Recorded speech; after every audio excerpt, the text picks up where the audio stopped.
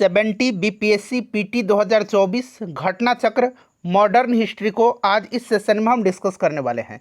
Hello friends, welcome to the success Kendra. Friends देखिए, आज का जो सेशन है 70 बीपीएससी पीटी 2024 के लिए बड़ा ही महत्वपूर्ण है। देखिए, आज इस सेशन में हम लोग जो न्यू वाला घटना चक्र का बुक आया हुआ है, यहाँ पर आप देख भी सकते हैं फ्रेंड्स। इसमें 38वीं बीपीएससी से लेकर के 69वीं बीपीएससी तक में जितने भी प्रश्न पूछे गए हैं उनको सब्जेक्ट वाइज दिया गया है। और आज इस सेशन में हम लोग 70 बीपीएससी घटना चक्र 2024 मॉडर्न हिस्ट्री के जितने भी प्रश्न 38वीं बीपीएससी से लेकर के 69वीं बीपीएससी तक में पूछे गए हैं उनको आज हम लोग कवर करेंगे। चूँकि यहाँ पर प्रश्नों की संख्या 600 से अधिक है, इसीलिए फ्रेंड्स इसको हम लोग दो पार्ट में यानी कि दो वीडियो में डिस्कस करेंगे। आज हमारा यह पार्ट 1 है और नेक्स्ट पार्ट 2 में सारा मैं आपको कंप्लीट करवा दूंगा। इससे पहले ऑलरेडी मैंने आपको ये जो घटना चक्र फॉर बीपीएससी पीटी 2024 है, इससे संबंधित ढेर सारे वीडियो हमने कवर कराया हुआ है। अगर उनको आपने नहीं देखा हुआ है तो जाकर के देखिएगा, लिंक आपको डिस्क्रिप्शन बॉक्स में मिल जाएगा। फ्रेंड्स, अगर आप चैनल पर पहली बार विजिट कर रहे हैं तो चैनल को सब्सक्राइब कर लीजिए और जो बगल में बेल आइकन है, घंटी का निशान है, उसको भी ज़रूर दबा लीजिएगा ताकि जब भी 70 बीपीएससी 2024 से संबंधित कोई भी इम्पोर्टेंट वीडियो अपलोड किया जाए तो उसका नोटिफिकेशन सबसे पहले आपके पास पहुंच जाए। तो चलिए फ्रेंड्स, बिना देरी किए हुए सेशन आज के स्टार्ट करते हैं। एक बार सभी लोग फटाफट सेशन को लाइक कर दीजिए और फ्रेंड्स जब पूरा कंप्लीट सेशन को देख लीजिएगा तो इसे कम से कम एक ग्रुप में अवश्य ही फ्रेंड्स शेयर कर दीजिएगा। तो चलिए शुरू करते हैं अब हम लोग आज का सेशन। तो फ्रेंड्स, जैसे मैंने आपको बताया है कि आज इस सेशन में हम लोग 70 बीपीएससी घटना चक्र 2024 मॉडर्न हिस्ट्री को हम लोग यहाँ पर कवर करने वाले हैं।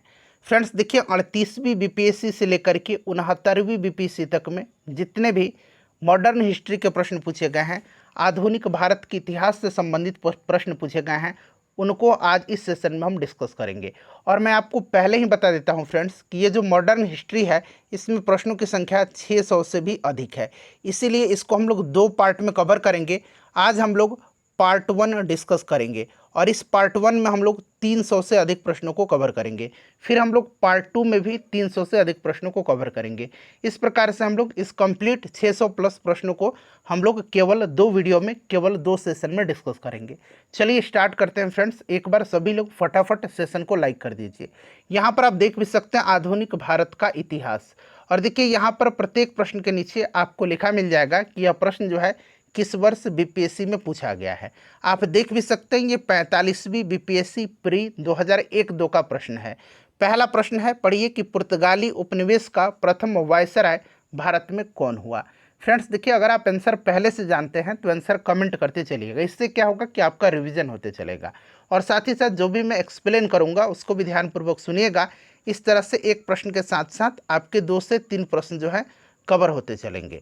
अब यहाँ पर देखिए, पुर्तगाली उपनिवेश का प्रथम वायसराय भारत में कौन हुआ। तो फ्रेंड्स देखिए, भारत में प्रथम पुर्तगाली वायसराय के रूप में फ्रांसिस्को डी अल्मेडा का आगमन हुआ था। वह 1505 ईस्वी में भारत पहुँचा था। तो यहाँ पर देखिए फ्रांसिस्को डी अल्मेडा, ठीक है ना, पुर्तगाली उपनिवेश का प्रथम वायसराय हुआ था, ठीक है ना, और 1505 ईस्वी में इसका आगमन हुआ था। ये भी आप ध्यान रखिएगा, ठीक है फ्रेंड्स। चलिए उसके बाद हम लोग नेक्स्ट क्वेश्चन कर लेंगे। दूसरा प्रश्न हमारा कि बंगाल की खाड़ी में समुद्री डकैती हेतु हुगली का उपयोग कौन करता था। बंगाल की खाड़ी में समुद्री डकैती हेतु हुगली का उपयोग कौन करता था। तो फ्रेंड्स देखिए, ये उपयोग करते थे कौन, तो ये पुर्तगाली करते थे। पुर्तगालियों द्वारा हुगली को बंगाल की खाड़ी में समुद्री लूटपाट के लिए अड्डे के रूप में इस्तेमाल किया जाता था। तो यहाँ पर option number C right answer हो जाएगा। चलिए उसके बाद नेक्स्ट क्वेश्चन है हमारा कि निम्नलिखित अंग्रेजों में किसे जहांगीर ने खान की उपाधि से सम्मानित किया था। निम्नलिखित अंग्रेजों में किसे जहांगीर ने खान की उपाधि से सम्मानित किया था।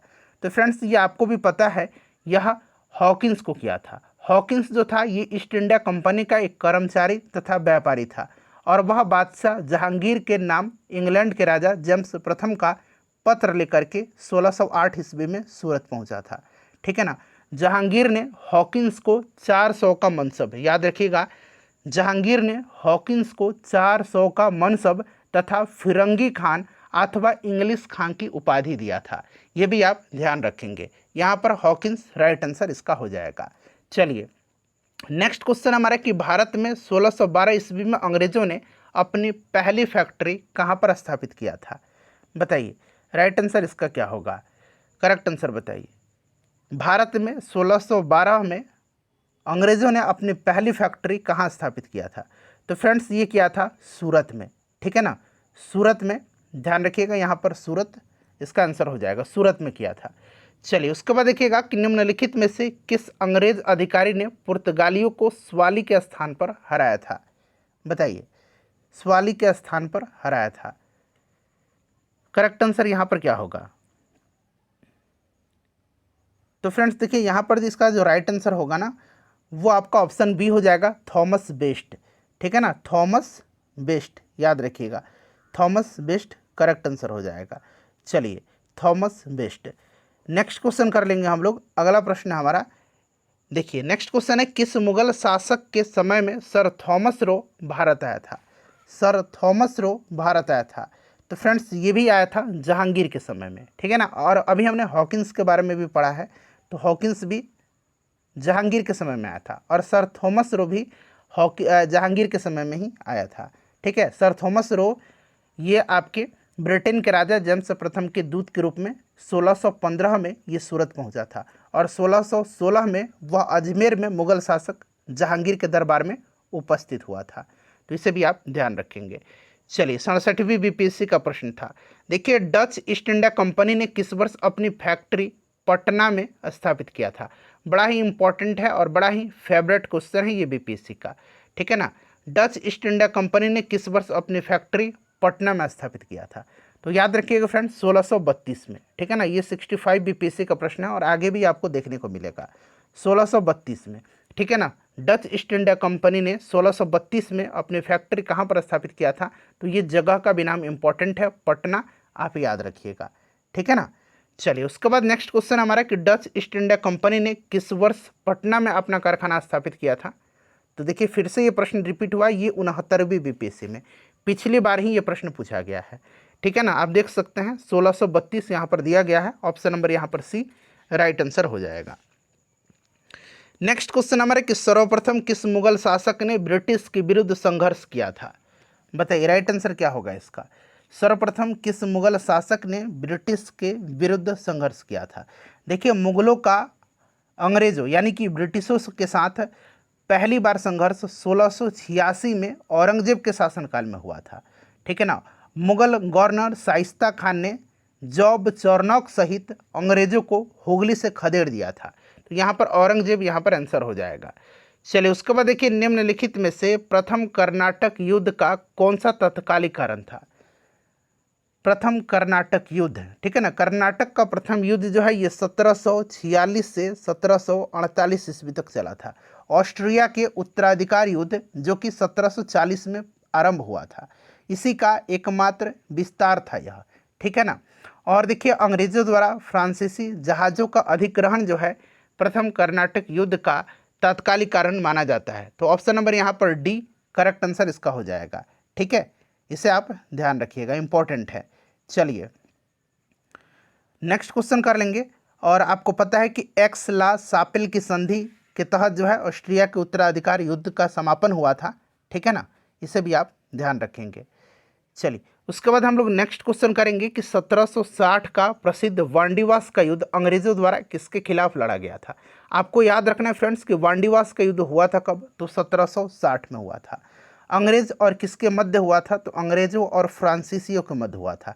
इसमें जीत किसकी हुई थी? तो अंग्रेजों की जीत हुई थी और फ्रांसीसियों की हार हुई थी, ठीक है ना। अंग्रेजी सेना का नेतृत्व कौन कर रहा था? तो सर आयरकुट कर रहा था। और फ्रांसीसी सेना का नेतृत्व कौन कर रहा था? तो काउंट डी लाली कर रहा था, ठीक है ना। तो ये सब आप याद रखिएगा। चलिए उसके बाद नेक्स्ट क्वेश्चन है हमारा कि बक्सर की लड़ाई के बाद किस संधि पर हस्ताक्षर किए गए थे? बक्सर की लड़ाई, अच्छा बक्सर का युद्ध हुआ था कब? तो फ्रेंड्स ये 1764 में हुआ था, याद रखिएगा 1764 में बक्सर का युद्ध हुआ था, ठीक है ना। मीर कासिम अवध के नवाब सुजाउद्दौला और मुगल सम्राट शाह आलम द्वितीय की संयुक्त सेना थी एक तरफ और दूसरी तरफ अंग्रेज थे, इसमें अंग्रेज़ों की जीत हुई थी और ये जो संयुक्त सेनाएं लड़ रही थी मीर कासिम, अवध के नवाब शुजाउद्दौला और मुगल सम्राट शाह आलम द्वितीय की, इनकी हार हुई थी। ठीक है फ्रेंड्स, इसको आप ध्यान रखिएगा। इसमें अंग्रेजी सेना का नेतृत्व हेक्टर मुनरो कर रहा था। ठीक है, और बक्सर की लड़ाई के बाद किस संधि पर हस्ताक्षर हुए थे, तो ये इलाहाबाद की संधि थी, इलाहाबाद की संधि। ठीक है ना, 1765 आप याद रखिएगा। चलिए नेक्स्ट क्वेश्चन है हमारा कि वर्ष खाली स्थान दिया गया में टीपू सुल्तान और ब्रिटिश ईस्ट इंडिया कंपनी के बीच मंगलुरु की संधि पर हस्ताक्षर किए गए थे। तो देखिए टीपू सुल्तान और ब्रिटिश ईस्ट इंडिया कंपनी के बीच मंगलुरु की संधि 1784 ईस्वी में हुई थी, 1784 ईस्वी में हुई थी। और इस संधि के बाद जो दूसरा आंग्ल मैसूर युद्ध था उसका समापन हो गया था। ठीक है ना। अच्छा, टीपू सुल्तान जो था ये किस आंग्ल मैसूर युद्ध में मारा गया था, जरा आप मुझे कमेंट करके बताइए। टीपू सुल्तान जो था इसको शेरे मैसूर के नाम से भी जाना जाता है। इसकी राजधानी श्रीरंगपट्टनम थी, साथ साथ ध्यान रखिएगा। चलिए देखिए, उस क्षेत्र की पहचान करें जहाँ से यूरोप वासियों को सर्वोत्तम सोरा और अफीम प्राप्त होता था, सर्वोत्तम सोरा और अफीम प्राप्त होता था। तो फ्रेंड्स ये प्राप्त होता था बिहार से। ठीक है ना, ध्यान रखिएगा, बिहार से जो है यूरोप वासियों को सर्वोत्तम सोरा और अफीम प्राप्त होता था। नेक्स्ट क्वेश्चन है हमारा कि अंग्रेजी शासनकाल में भारत का कौन सा क्षेत्र अफीम उत्पादन हेतु प्रसिद्ध था। तो अभी हमने इसको डिस्कस करा है, बिहार राइट आंसर हो जाएगा। देखिए इलाहाबाद की संधि के बाद रॉबर्ट क्लाइव ने मुर्शिदाबाद का उपदीवान किसे बनाया था। इलाहाबाद की संधि के बाद रॉबर्ट क्लाइव ने मुर्शिदाबाद का उपदीवान बनाया था मोहम्मद रजा खान को। ठीक है ना, मोहम्मद रजा खान को याद रखिएगा, बड़ा इंपॉर्टेंट है, मोहम्मद रजा खान को। तो यहाँ पर देखिए ऑप्शन नंबर यहाँ पर ए राइट आंसर हो जाएगा। ठीक है ना, मोहम्मद रजा खान इंपॉर्टेंट है फ्रेंड्स, इसको आप ज़रूर याद रखिएगा। 12 अगस्त 1765 को फरमान जारी करके कंपनी को बंगाल, बिहार, उड़ीसा की दीवानी अस्थायी रूप से दे दिया गया था। ठीक है ना, इस चीज़ को आप ध्यान रखिएगा। और यहाँ पर देखिए ये जो मुर्शिदाबाद है, बंगाल का उपदीवान जो है मोहम्मद रजा खान को और बिहार के लिए राजा सीताब राय को नियुक्त किया गया था। तो ये दोनों आप ध्यान रखिएगा। सम्राट शाह आलम द्वितीय ने ईस्ट इंडिया कंपनी को बंगाल, बिहार और उड़ीसा की दीवानी कब प्रदान किया था। तो अभी मैंने आपको बताया था जस्ट कि शाह आलम द्वितीय ने अपने 12 अगस्त 1765 ईस्वी के फरमान के द्वारा कंपनी को बंगाल, बिहार और उड़ीसा की दीवानी अस्थायी रूप से दे दिया था। तो ऑप्शन नंबर यहाँ पर ए फ्रेंड्स राइट आंसर हो जाएगा। चलिए उसके बाद हम लोग नेक्स्ट क्वेश्चन करेंगे कि मुगल बादशाह बहादुर शाह जफर के बारे में कहा जाता है कि उसके साम्राज्य की सीमा थी।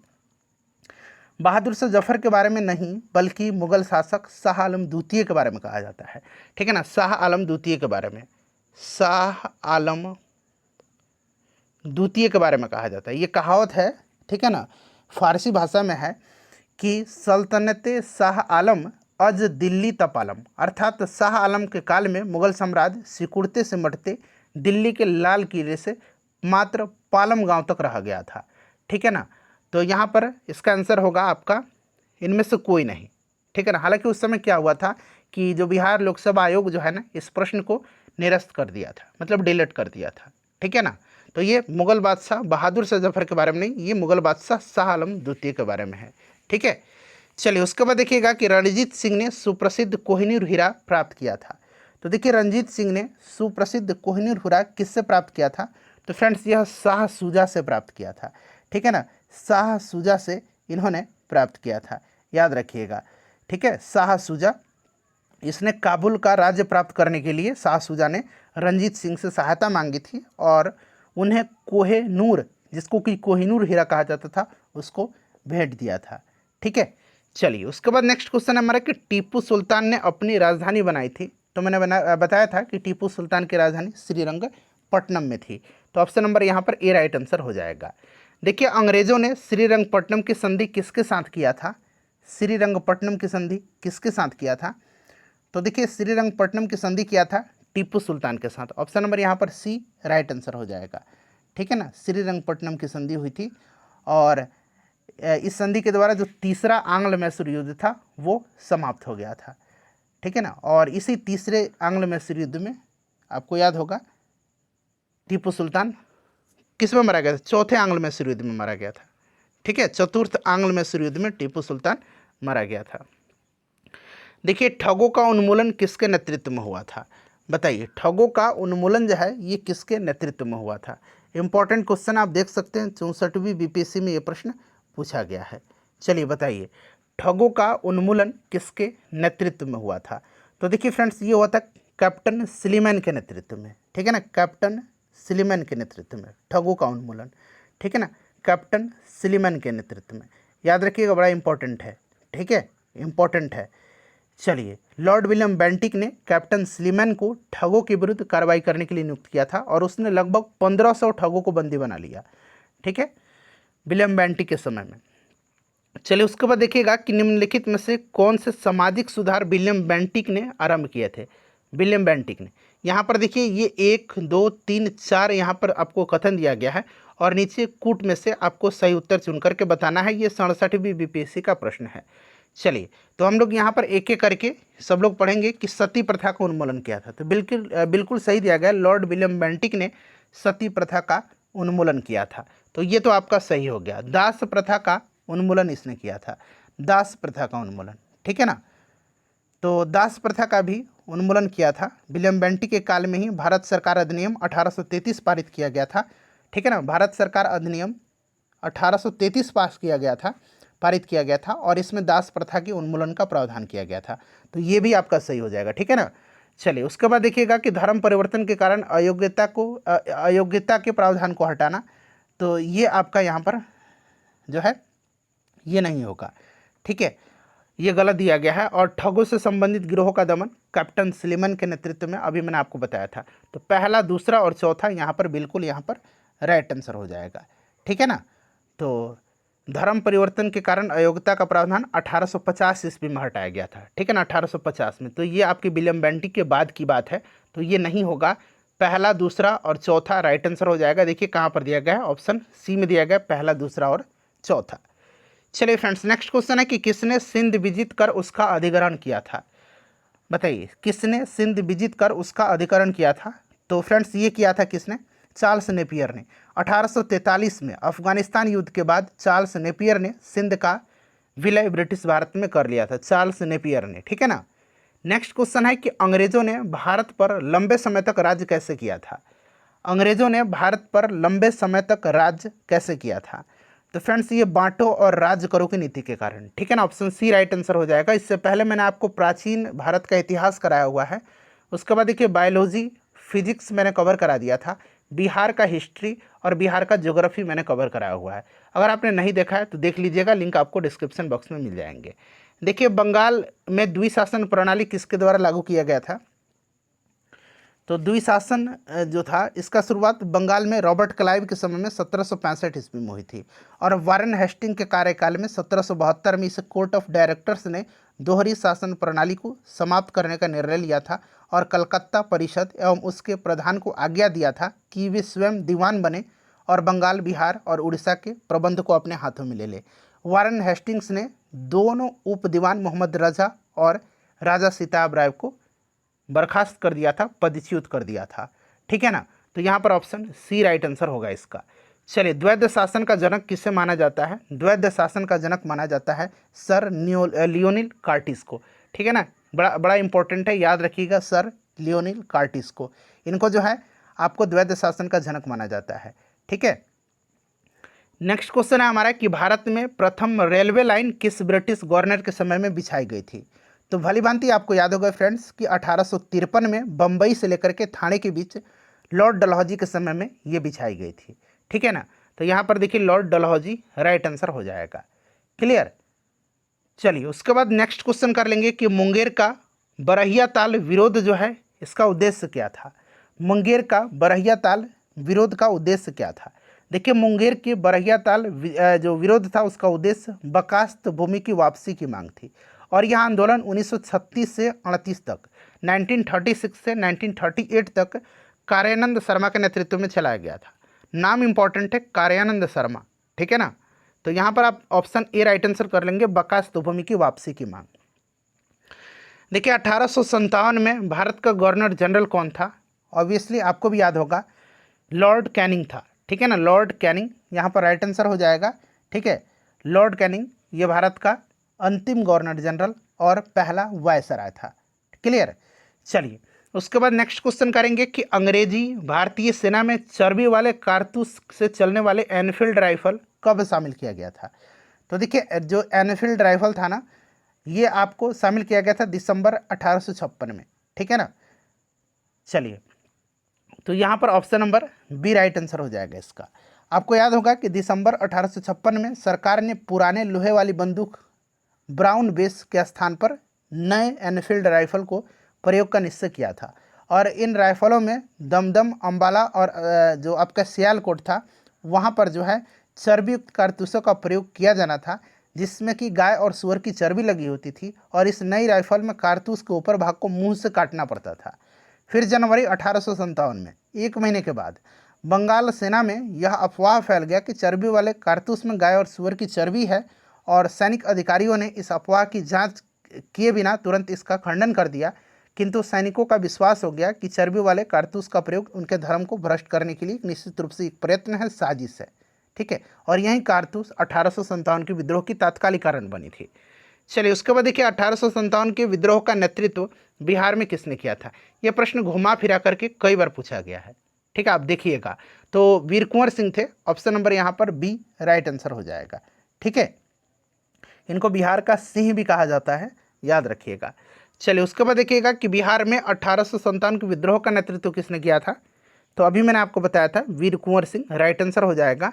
उसके बाद देखिए जगदीशपुर के किस व्यक्ति ने 1857 के विप्लव में क्रांतिकारियों का नेतृत्व किया था।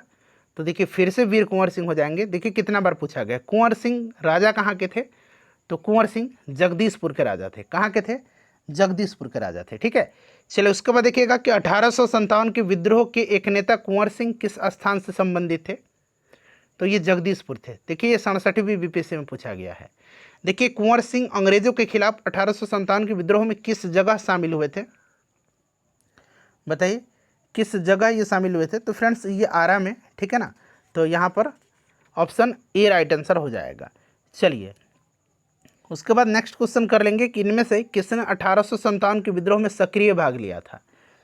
सक्रिय भाग इसमें से किसने लिया था, बताइए राइट आंसर क्या हो जाएगा, करेक्ट आंसर बताइए। तो यहाँ पर देखिएगा आपका लखनऊ से बेगम हजरत महल थे, कानपुर से नाना साहब, फैज़ाबाद से मौलवी अहमदुल्ला, ठीक है ना। फैज़ाबाद से मौलवी अहमदुल्ला ने नेतृत्व किया था, और दिल्ली से बेगम जीनत महल, ये आपके बहादुर शाह जो जफ़र थे उनकी पत्नी थी, उनकी बेगम थी, ठीक है ना। इन्होंने भी विद्रोह में भाग लिया था। इस प्रकार से देखा जाए तो सभी विकल्पों में से सबसे उचित आंसर तो आपको ऑप्शन ही होगा, उपरोक्त में से एक से अधिक, ठीक है। चलिए पटना के 1857 के स्वतंत्रता संग्राम के नेता कौन थे, पटना के। अच्छा पटना में पीर अली खां के नेतृत्व में हुआ था 1857 का विद्रोह। तो कहीं कि ऑप्शन में पीर अली खां अगर दे देगा ना, तो आप पटना दे करके तो पीर अली खां लगा लीजिएगा, लेकिन यहाँ पर कुंवर सिंह ऑलरेडी दे रखा है। देखिए कुंवर सिंह करेक्ट आंसर हो जाएगा, ऑप्शन नंबर बी, ठीक है। चलिए उसके बाद हम लोग नेक्स्ट क्वेश्चन करेंगे कि 1857 के विद्रोह का बिहार में 15 जुलाई 1857 से 20 जनवरी 1858 तक केंद्र था, बताइए। तो फ्रेंड्स ये केंद्र था कहाँ पर, तो फ्रेंड्स ये जगदीशपुर था, ठीक है। चलिए जगदीशपुर के राजा थे कौन, तो अभी हमने करा है इसको कुंवर सिंह। कुंवर सिंह ने 1857 के विद्रोह का नेतृत्व किस प्रांत से किया था, तो प्रांत ये बिहार था, ठीक है फ्रेंड्स। चलिए 1857 के विद्रोह का नेतृत्व बिहार में किसने किया था, तो देखिए कुंवर सिंह। कितना बार ये प्रश्न पूछा गया है देख सकते हैं। बिहार में 1857 के विद्रोह का नेतृत्व किसने किया था, तो देखिए ऑप्शन सी में दे रखा है वीर कुंवर सिंह। देखिए निम्नलिखित में से कौन 1857 के विद्रोह में अंग्रेजों का सबसे कट्टर दुश्मन था। अंग्रेजों का सबसे कट्टर दुश्मन जो थे ये मौलवी अहमदुल्ला थे, ठीक है ना। मौलवी अहमदुल्ला थे जिन्होंने जो है फैज़ाबाद से 1857 की क्रांति का नेतृत्व किया था, ठीक है। चलिए तो यहाँ पर देखिए मौलवी अहमदुल्ला। चलिए उसके बाद नेक्स्ट क्वेश्चन हमारा कि 1857 के विद्रोह को किस उर्दू कवि ने देखा था, तो ये मिर्ज़ा गालिब थे, option number C right answer हो जाएगा। चलिए उसके बाद नेक्स्ट क्वेश्चन हमारा कि निम्न में से कौन सा ईस्ट इंडिया कंपनी के सिपाहियों को विद्रोही बनाने का कारण नहीं था। देखिए नहीं पूछा गया है, ठीक है ना, ध्यानपूर्वक जवाब दीजिएगा। अंग्रेज अधिकारियों की अक्षमता ईस्ट इंडिया कंपनी के सिपाहियों को विद्रोही बनाने का कारण नहीं था, ठीक है ना। इन्हीं अधिकारियों की योग्यता के बल पर अंग्रेजी हुकूमत ने लगभग 90 वर्षों तक पूरे भारत पर कब्जा करके रखा हुआ था, ठीक है ना। तो यहाँ पर देखिए option number D right answer हो जाएगा। चलिए उसके बाद नेक्स्ट क्वेश्चन करेंगे कि निम्नलिखित में से किसका नाम 1857 के आंदोलन से जुड़ा हुआ है। तो यहाँ पर देखिए तात्या टोपे का, ठीक है ना, तात्या टोपे का याद रखिएगा, नाना साहब तात्या टोपे कानपुर से ये लोग थे, ठीक है। चलिए उसके बाद देखिएगा कि झांसी की रानी की मृत्यु कहाँ पर हुई थी। झांसी की रानी की मृत्यु कहाँ पर हुई थी। तो फ्रेंड्स इनकी मृत्यु ग्वालियर में हुई थी और ग्वालियर में ही महारानी लक्ष्मीबाई की समाधि भी स्थित है। तो यहाँ पर ग्वालियर राइट आंसर हो जाएगा। देखिए निम्नलिखित वर्गों में किसने 1857 के विद्रोह में भाग नहीं लिया था। भाग नहीं लिया था, किसने भाग नहीं लिया था। तो फ्रेंड्स यहाँ पर आप देखेंगे तो आपका साहूकार और जमींदार, ये लोग जो थे भाग नहीं लिए थे, साहूकार और जमींदार, ठीक है ना। खेती और मजदूर कृषक इन्होंने भाग लिया था। तो 2 और 4 यहाँ पर राइट आंसर हो जाएगा, इन्होंने भाग नहीं लिया था, ठीक है ना। चलिए नेक्स्ट क्वेश्चन है हमारा कि निम्नलिखित में से कौन सा कथन यहाँ पर सही है। देखिए ए बी सी डी 4 कथन दिए गए। ये 56वीं 59वीं बीपीएससी में पूछा गया प्रश्न है। कौन सा कथन इसमें से आपका सही दिया गया है। चलिए पहले ए ऑप्शन पढ़िए, बी ऑप्शन पढ़ लीजिए, ठीक है ना। उसके बाद मैं आपको दिखाता हूँ, ऑप्शन सी पढ़िए और ऑप्शन डी पढ़िए। बताइए, बताना है इसमें से कि कौन सा इसमें से जो है आपका सही है। तो देखिए इसमें से सही जो है ऑप्शन ए है। 1857 में दरभंगा, डुमराव और हटवा के महाराजाओं और उनके साथी जमींदारों ने आदमी और पैसे से अंग्रेजों की मदद किया था। ये आपका सही है, ठीक है ना, यानी कि धन और जन दोनों से सहायता किया था। चलिए तो ये जगह आप याद रख लीजिएगा, इंपॉर्टेंट है। नेक्स्ट क्वेश्चन है हमारा कि 1857 की विद्रोह सर्वप्रथम प्रारंभ हुआ था। तो ये सर्वप्रथम प्रारंभ हुआ था मेरठ से, ठीक है ना। मेरठ से स्टार्ट हुआ था 10 मई 1857 को। डेट भी याद रखिएगा, 10 मई 1857 को। चलिए तो यहाँ पर मेरठ हो जाएगा। नेक्स्ट क्वेश्चन है हमारा कि 1857 की क्रांति सर्वप्रथम कहाँ से प्रारंभ हुई थी। तो फ्रेंड्स ये अभी मैंने आपको बताया है कि कहाँ से प्रारंभ हुई थी, मेरठ से हुई थी ना। देखिए ये प्रश्न रिपीटेड है, 66वीं में भी पूछा गया है और यहाँ पर देखिए CDPO में 2005 में पूछा गया था। देखिए 1857 के विद्रोह से बिहार का कौन सा भाग अप्रभावित रहा था। कौन सा जो है अप्रभावित रहा था, बताइए कौन सा भाग रहा था। तो यहाँ पर फ्रेंड्स आप देखेंगे तो इसमें जो अप्रभावित रहा था ये भाग जो है आपका मुंगेर था, ठीक है ना। मुंगेर जो था ये अप्रभावित रहा। दानापुर, आरा, पटना, मुजफ्फरपुर ये प्रभावित रहे थे। तो ऑप्शन यहाँ पर बी राइट आंसर हो जाएगा, केवल 5। चलिए उसके बाद देखिएगा कि 1857 के विद्रोह के दौरान ब्रिटिश सेना के किस सेनापति को कुंवर सिंह के विरुद्ध भेजा गया था, बताइए। तो फ्रेंड्स देखिए 1857 के विद्रोह के दौरान ब्रिटिश सेना ने विंसेंट आयर को कुंवर सिंह के विरुद्ध भेजा था, ठीक है ना। तो देखिए यहाँ पर राइट आंसर इसमें से क्या हो जाएगा, ऑप्शन ई हो जाएगा, उपरोक्त में से कोई नहीं, ठीक है। चलिए ये ह्यूरुज रानी लक्ष्मीबाई के खिलाफ था, याद रखिएगा, पूछा जा सकता है। 1857 के विद्रोह लखनऊ में किसके नेतृत्व में आगे बढ़ा था। तो ये आपकी बेगम हजरत महल थी। तो बेगम ऑफ औध यहाँ पर दिया गया है, बेगम हजरत महल, याद रखिएगा। चलिए उसके बाद देखिए 1857 का विद्रोह मुख्यतः किस कारण से असफल रहा था। तो यह असफल दरअसल रहा था कि किसी सामान्य योजना और केंद्रीय संगठन की कमी के कारण। तो ऑप्शन नंबर यहाँ पर बी करेक्ट आंसर हो जाएगा। देखिए 1857 की विद्रोह की विफलता के निम्नलिखित में से कौन से कारण थे। और यहाँ पर देखिए 3 स्टेटमेंट हैं और नीचे दिए गए कूट का प्रयोग करके सही आंसर आपको चुनना है। यहाँ पर आंसर दिया गया 69वीं बीपीएससी का लास्ट ईयर में ये प्रश्न 2023 में पूछा गया है, ठीक है ना। चलिए बताइए करेक्ट आंसर इसका क्या होगा। तो फ्रेंड्स यहाँ पर आप देखेंगे तो देखिए अंग्रेजों की सैन्य श्रेष्ठता 1857 विद्रोह की विफलता के कारण नहीं, अंग्रेजों की सैन्य श्रेष्ठता ने अंग्रेजों को जीत दिलाया था। ये नहीं होगा, विद्रोहियों के पास कोई एकीकृत कार्यक्रम एवं विचारधारा नहीं थे, ठीक है। तो आपका ये आपका हो सकता है निम्नलिखित में से कौन से कारण थे। ये तो हो सकता है विद्रोह के पास कोई एकीकृत कार्यक्रम विचारधारा नहीं थी, समाज के सभी वर्गों से समर्थन का अभाव था।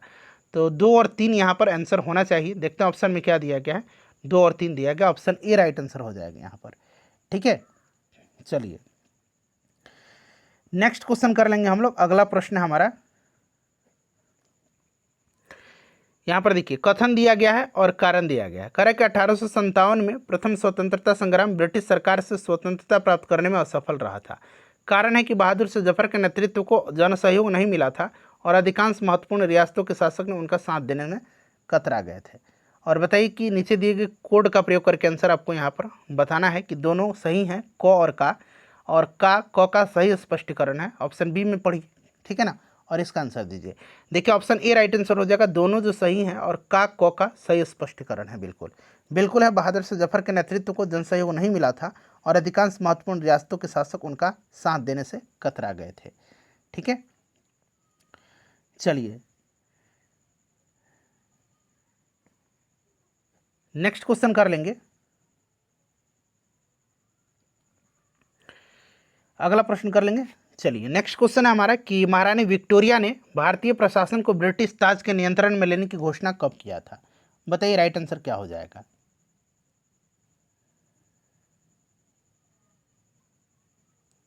करेक्ट आंसर बताइए क्या हो जाएगा। तो फ्रेंड्स देखिए यहाँ पर करेक्ट आंसर हो जाएगा 1 नवंबर 1858 को। ठीक है ना, 1 नवंबर 1858 को ध्यान रखिएगा।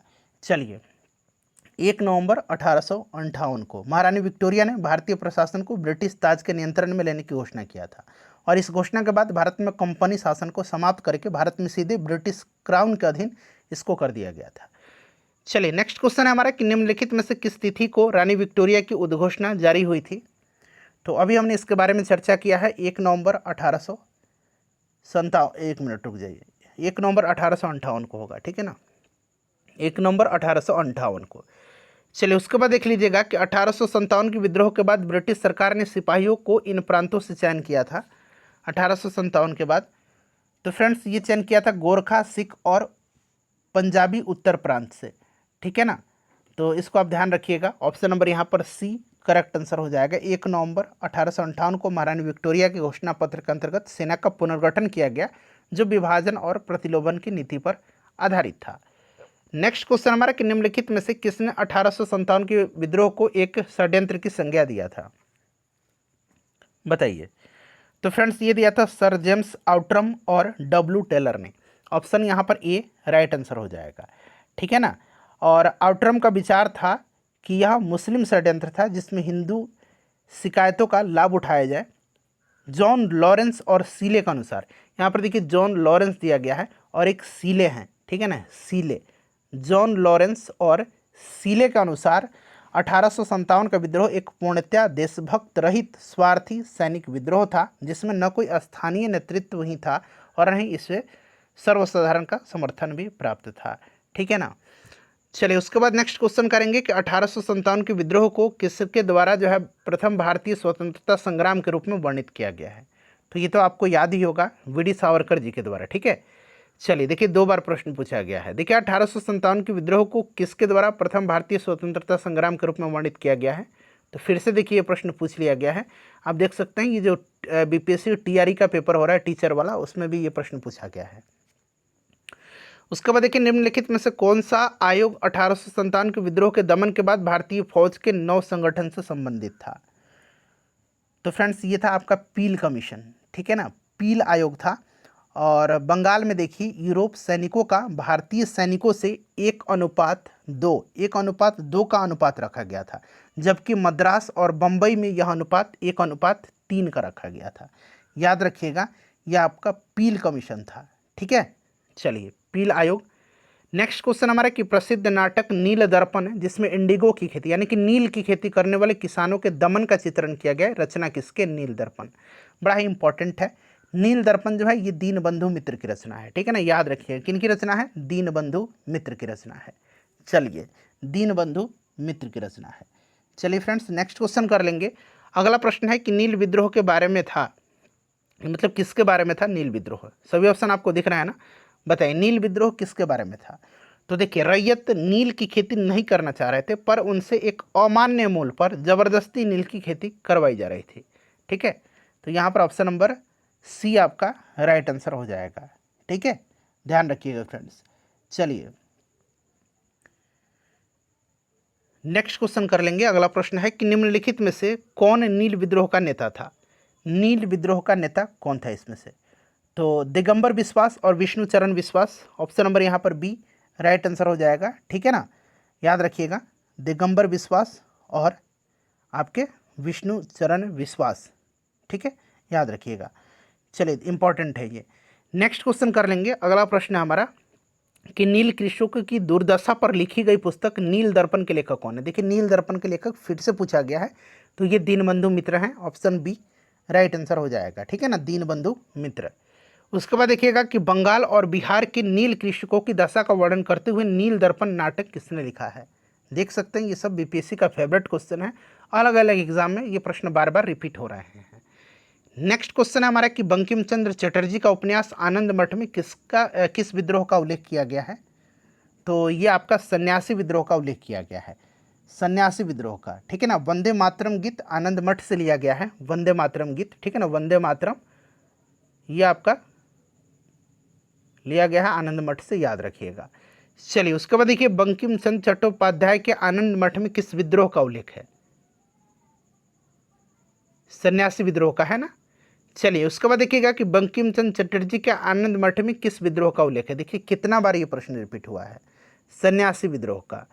अगला प्रश्न करेंगे कि वह प्रथा जिसके तहत किसान स्वयं भूमि का मालिक होता है और सरकार को भू राजस्व के भुगतान के लिए जिम्मेदार माना जाता है, बताइए उसको क्या कहा जाता है? कौन सी ये आपकी भू राजस्व की प्रथा है? तो फ्रेंड्स, ये आपका रैयतवाड़ी प्रथा है, रैयतवाड़ी व्यवस्था है। इसके अंतर्गत किसान स्वयं भूमि का मालिक होता है और सरकार को भू राजस्व के भुगतान के लिए जिम्मेदार माना जाता है। चलिए, पागल पंथ की स्थापना किसने किया था? तो देखिए, पागल पंथ की स्थापना जो है ये करमशाह ने किया था। ठीक है ना, पागल पंथ एक अर्ध धार्मिक संप्रदाय था जिसे उत्तरी बंगाल के करमशाह ने चलाया था। करमशाह का पुत्र था और उनका उत्तराधिकारी था टीपू। ठीक है ना, टीपू। ठीक है, टीपू जो था ये धार्मिक और राजनीतिक उद्देश्यों से ये प्रेरित था इसके, इसे आप ध्यान रखिएगा। ठीक है, तो यहाँ पर देखिए पहले करमशाह राइट आंसर हो जाएंगे। उसके बाद देखिए फराजी कौन थे? फराजी जो थे ये कौन थे, बताइए फराजी कौन थे? तो फराजी जो थे ये हाजी शरियतुल्लाह के अनुयायी थे। ठीक है ना, ये बंगाल की फरीदपुर के हाजी शरियतुल्लाह के द्वारा चलाए गए संप्रदाय के अनुयायी थे। ठीक है फ्रेंड्स, इसको आप ध्यान रखिएगा। चलिए, शरीयतुल्लाह का पुत्र दादू मियाँ ने बंगाल से अंग्रेजों को निकालने के लिए योजना बनाई और यह विद्रोह 1818 से 1862 तक चला था, फराजी। ठीक है, चलिए, तो यहाँ पर ऑप्शन ए राइट आंसर हो जाएगा। उसके बाद देखिए फराजी आंदोलन की शुरुआत किसने किया था? आगे ना प्रश्न। तो फ्रेंड्स, ये हाजी शरियतुल्लाह ने किया था। नेक्स्ट क्वेश्चन है कुका आंदोलन को किसने संगठित किया था? कुका आंदोलन को संगठित किया था किसने? तो गुरु राम सिंह ने। पंजाब में चलाया गया था ये कुका आंदोलन। ठीक है, ध्यान रखिएगा। चलिए, और ये बहावी आंदोलन से कुछ मिलता जुलता आंदोलन था। नेक्स्ट क्वेश्चन है हमारा कि पंजाब में कुका आंदोलन का प्रारंभिक उद्देश्य क्या था? तो ये सिख धर्म को परिष्कृत करना था। ठीक है ना, सिख धर्म को परिष्कृत करना था। क्लियर? चलिए, तो यहाँ पर option number A right answer इसका हो जाएगा। ठीक है, नेक्स्ट क्वेश्चन कर लेंगे। अगला प्रश्न है कि 1875 के दक्कन के दंगों का तात्कालिक कारण क्या था? 1875 के दक्कन के दंगों का तात्कालिक कारण क्या था, बताइए। तो देखिए 1875 का दक्कन विद्रोह जो था इसके अनेक कारण थे, जैसे कि महाजनों के द्वारा ऊंची ब्याज दर और कृषकों का अस्थायी रूप से कर्जदार होना। भू राजस्व की ऊंची ब्याज दर, कृषकों की अशिक्षा, गरीबी के कारण उनके खेत घर आदि को गिरवी रख करके ऋण पत्र पर उनके हस्ताक्षर करवाना और न्याय व्यवस्था की जटिल एवं खर्चीली जो प्रणाली थी उसके कारण किसानों को अपने हितों की रक्षा करने में असफल होना, बहुत सारे कारण थे। तो यहाँ पर आप देख सकते हैं इसका जो करेक्ट आंसर होगा महाजनों द्वारा ऊंची ब्याज दर। ठीक है ना, option number B right answer हो जाएगा यहाँ पर। चलिए फ्रेंड्स, उसके बाद नेक्स्ट क्वेश्चन करेंगे कि महाराष्ट्र में रामोसी कृषक जत्था किसने स्थापित किया था? महाराष्ट्र में रामोसी कृषक जत्था जो है ये वासुदेव बलवंत फड़के ने किया था। ठीक है ना, वासुदेव बलवंत फड़के। क्लियर? याद रखिएगा। तो यहाँ पर देखिए वासुदेव बलवंत फड़के दिया गया है। चलिए, उसके बाद देखिएगा कि रामोसी विद्रोह सही रूप से किस भौगोलिक इलाके में हुआ था? तो फ्रेंड्स, ये आपके पश्चिमी घाट हो जाएगा। ठीक है, रामोसी जाति के लोग जो थे पश्चिमी घाट में रहने वाले, उन्हीं के नेता थे सरदार चित्तूर सिंह के नेतृत्व में रामोसी विद्रोह जो है किया गया था। तो यहाँ पर पश्चिमी घाट हो जाएगा यहाँ पर, option number D right answer हो जाएगा। चलिए, बघेरा विद्रोह कहाँ हुआ था? बघेरा विद्रोह हुआ है बड़ौदा में। बघेरा विद्रोह जो हुआ था 1818-1820 ईस्वी में अंग्रेज सरकार के विरुद्ध किया गया था और बघेरा विद्रोह बड़ौदा में हुआ था। बड़ौदा के गायकवाड़ों ने अंग्रेजी सेना की सहायता से बघेरों से अधिक कर एकत्र करने का प्रयत्न किया था, अधिक टैक्स एकत्र करने का, जिसके परिणाम स्वरूप बघेरा सरदारों ने यह विद्रोह किया था। ठीक है, तो यहाँ पर राइट आंसर आपका ऑप्शन डी हो जाएगा, बड़ौदा। देखिए, बिहार का चौर विद्रोह किस वर्ष में हुआ था? बड़ा ही ये आपको विवादित टाइप का प्रश्न था और जो बीपीएससी जो है ना, इस प्रश्न का उत्तर सी दिया हुआ है 1798 में। ठीक है ना, तो इस पर जो है चौर रिवोल्ट, एक चुआर रिवोल्ट हुआ था, तो वो सब तो आपको पता है। इस तरह का कोई भी प्रमाण ऐसा कुछ अभी तक नहीं मिला है बुक में हमें, तो बीपीएससी ने इसका आंसर दिया 1798, तो इसी को हम लोग मान लेते हैं। ठीक है, चलिए फ्रेंड्स, उसके बाद हम लोग नेक्स्ट क्वेश्चन कर लेंगे। अगला प्रश्न है हमारा कि मानव बलि प्रथा का निषेध करने के कारण अंग्रेजों के विरुद्ध विद्रोह करने वाली जो जनजाति थी उसका नाम क्या है? तो मानव बलि प्रथा के निषेध के लिए खोंड जनजाति ने विरोध किया था। यहाँ पर देखिए खोंड दिया गया है, ठीक है ना, इसको आप ध्यान रखिएगा डायरेक्टली। देखिए, छोटा नागपुर जनजाति विद्रोह जो है कब हुआ था? छोटा नागपुर जनजाति विद्रोह, तो देखिए फ्रेंड्स, ये छोटा नागपुर जनजाति विद्रोह जो हुआ था ना, ये आपका हुआ था कब? बताइए फटाफट। तो देखिए, छोटा नागपुर जनजाति विद्रोह के नाम से कोई भी ऐसा विद्रोह नहीं हुआ है। ठीक है ना, छोटा नागपुर जनजाति विद्रोह से कोई भी विद्रोह नहीं हुआ है, बल्कि जो छोटा नागपुर क्षेत्र था ना, वहाँ पर कोल विद्रोह, संथाल विद्रोह, मुंडा विद्रोह, ये सब हुए थे। कोल विद्रोह आपको याद है 1831-32 में, संथाल विद्रोह 1855-56 में, मुंडा विद्रोह 1899-1900 ईस्वी में हुआ था। तो इनमें से कोई भी आंसर नहीं होगा यहाँ पर। ठीक है ना, देखिए 1855 में संथालों ने किस अंग्रेज कमांडर को हराया था? तो 1855-56 में मैंने बताया था संथाल विद्रोह हुआ था, और संथाल विद्रोह का नेतृत्व जो है सिद्धू कान्हू चांद और भैरव ने किया था। ठीक है ना, और संथाल विद्रोह को दबाने के लिए अंग्रेज़ों ने मेजर बारो के नेतृत्व में एक सेना भेजी थी, जिसको कि संथालों ने पराजित कर दिया था। तो मेजर बारो राइट आंसर होगा। देखिए, 1855 ईस्वी में संथाल विद्रोह का नेतृत्व किसने किया था? 67वीं बीपीएससी का प्रश्न है। तो सिद्धू कान्हू चांद भैरव, मैंने अभी बताया था आपको। ठीक है ना, तो यहाँ पर करेक्ट आंसर आपका ऑप्शन नंबर ए हो जाएगा, सिद्धू कान्हू चांद और भैरव का भी नाम याद रखिएगा। संथाल विद्रोह का नेता कौन सा था? देखिए, फिर से ये मतलब प्रश्न पूछा गया है, री एग्जाम जो हुआ था 67वीं बीपीएससी का, उसमें, तो सिद्धू कान्हू राइट आंसर हो जाएगा। अगला प्रश्न है कि मुंडाओं ने विद्रोह खड़ा किया था, तो 1899 और 1900, ये दोनों मतलब इस तरह से आप ध्यान रखिएगा। ठीक है ना, ऑप्शन में तो नहीं दे रखा है, लेकिन बट आप ये याद रखिएगा, बिरसा मुंडा के नेतृत्व में हुआ था। इसको उलगुलान विद्रोह भी कहा जाता है। ठीक है ना, चलिए फ्रेंड्स, उसके बाद देखिए उलगुलान विद्रोह किससे जुड़ा था? तो अभी मैंने बताया था मुंडा विद्रोह, यानी कि बिरसा मुंडा से ये जुड़ा हुआ था। चलिए, बिरसा मुंडा के अनुयायी उन्हें किसका अवतार मानते थे? तो जो मुंडा के अनुयायी थे ना, बिरसा मुंडा के, उनको जो है धरती अब्बा का नेतृत्व मानते थे। ठीक है ना, धरती अब्बा का, ठीक है, अवतार मानते थे। चलिए, उसके बाद देखिएगा कि बिरसा मुंडा का कार्यक्षेत्र कौन सा था? तो बिरसा मुंडा का जो कार्यक्षेत्र था ना, वो आपका कौन सा था? तो रांची यहाँ पर दिया गया है बुक में भी, और कई जगह भी दिया गया है। ठीक है ना, 1899-1900 की मुंडा क्रांति का नेता कौन सा था? देखिए, यहाँ पर एग्जैक्ट सन दिया गया है, ये बिरसा मुंडा थे। उसके बाद देखिएगा कि बिरसा मुंडा किसके पक्ष में थे? तो ये जहाँ से थे ना, वहाँ के जो आदिवासी थे, तो यहाँ पर देख सकते हैं आप, राइट आंसर झारखंड दिया गया है।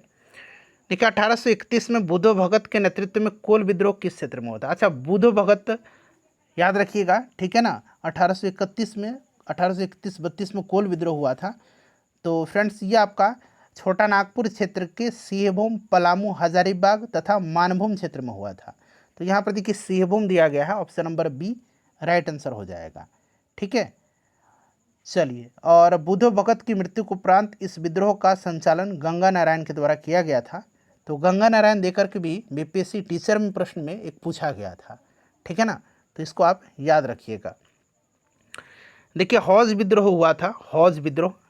तो हौज विद्रोह जो है ना, ये 1820-21 में हुआ था, और इसका केंद्र संथाल परगना था 1820-21 में। चलिए, देखिए किस स्थान पर, फ्रेंड्स थोड़ा सा जल्दी जल्दी कवर करा रहा हूँ, 300 प्रश्न हम लोग कवर करेंगे, 300 से अधिक, 304 या 5 प्रश्न हम लोग यहाँ पर कवर करने वाले हैं, इसलिए थोड़ा सा सपोर्ट करिए। किस स्थान पर आदिवासियों ने अंग्रेजों के खिलाफ विद्रोह किया था? तो यह स्थान कौन सा था फ्रेंड्स, बताइए। छोटा नागपुर की हो जनजाति ने 1820-21 में और पुनः 1831 में ब्रिटिश सेनाओं को चुनौती दिया था और इस क्षेत्र में इस कारण 1837 तक अशांति व्याप्त रही थी और सिंध के जनजातियों ने भी लगातार अंग्रेजों के विरुद्ध विद्रोह किए थे। तो यहाँ पर 1 से अधिक राइट आंसर हो जाएगा, ठीक है ना। यहाँ पर सिंध भी होगा और बिहार में उस समय झारखंड था, छोटा नागपुर था, तो 1 से अधिक इसका आंसर निश्चित रूप से होगा, ठीक है ना। चलिए देखिए, इनमें से किसने ईस्ट इंडिया कंपनी के कंट्रोल के खिलाफ बगावत नहीं किया था? चलिए बताइए इसका राइट आंसर क्या होगा फ्रेंड्स। अब यहाँ पर देखिए ये प्रश्न जो है आप देख सकते हैं फ्रेंड्स, ये 64वीं बीपीएससी में पूछा गया है, ठीक है ना, कि इनमें से किसने अंग्रेजी ईस्ट इंडिया कंपनी के कंट्रोल के खिलाफ बगावत नहीं किया था? तो यहाँ पर राइट आंसर हो जाएगा हैदराबाद के निज़ाम, ठीक है ना। हैदराबाद के निज़ाम को छोड़ करके जितने भी दिए गए हैं, विजयनगर के राजा, तमिलनाडु के पोलीगर, त्रावणकोर के दीवान वेलुथम्पी, इन्होंने जो है इनके खिलाफ विद्रोह किया था, लेकिन हैदराबाद के निज़ाम इन्होंने नहीं किया था। चलिए उसके बाद देखिएगा कि अफगानिस्तान के प्रति आक्रामक नीति किस वायसराय ने अपनाई थी? अफगानिस्तान के प्रति आक्रामक नीति जो है ये अपनाया था लॉर्ड लिटन ने। 1876 में लॉर्ड लिटन वायसराय बन करके आया था और इसने अफगानिस्तान के प्रति अपनी जो नीति थी उसमें परिवर्तन लाया और कुशल अकर्मण्यता की नीति के स्थान पर इसने अग्रगामी नीति का अनुसरण करने लगा और 1878 ईस्वी में 1878 में जो आपका दूसरा अफगान युद्ध हुआ था, आंग्ल अफगान युद्ध, ठीक है ना, 1878 याद रखिएगा, 1878 में जो है दूसरा आंग्ल अफगान युद्ध शुरू हुआ था और 1879 में जो है गंडमक की संधि किया गया था। यही था आपका राइट आंसर, यहाँ पर हो जाएगा लॉर्ड लिटन, ठीक है। देखिए 1878 का वर्नाक्यूलर प्रेस एक्ट किसने रद्द किया था? ध्यान रखिएगा 1878 का जो वर्नाक्यूलर प्रेस एक्ट था ये लॉर्ड लिटन ने इसको लागू किया था और इसको रद्द किया था, निरस्त किया था लॉर्ड रिपन ने। लॉर्ड रिपन ने 1882 में वर्नाक्यूलर प्रेस एक्ट को जो है रद्द कर दिया था, इसे भी आप ध्यान रखिएगा। चलिए देखिए अस्थाई बंदोबस्त किसके साथ किया गया? अस्थाई बंदोबस्त, अच्छा अस्थाई बंदोबस्त आपको पता है किसके समय में लाया गया था?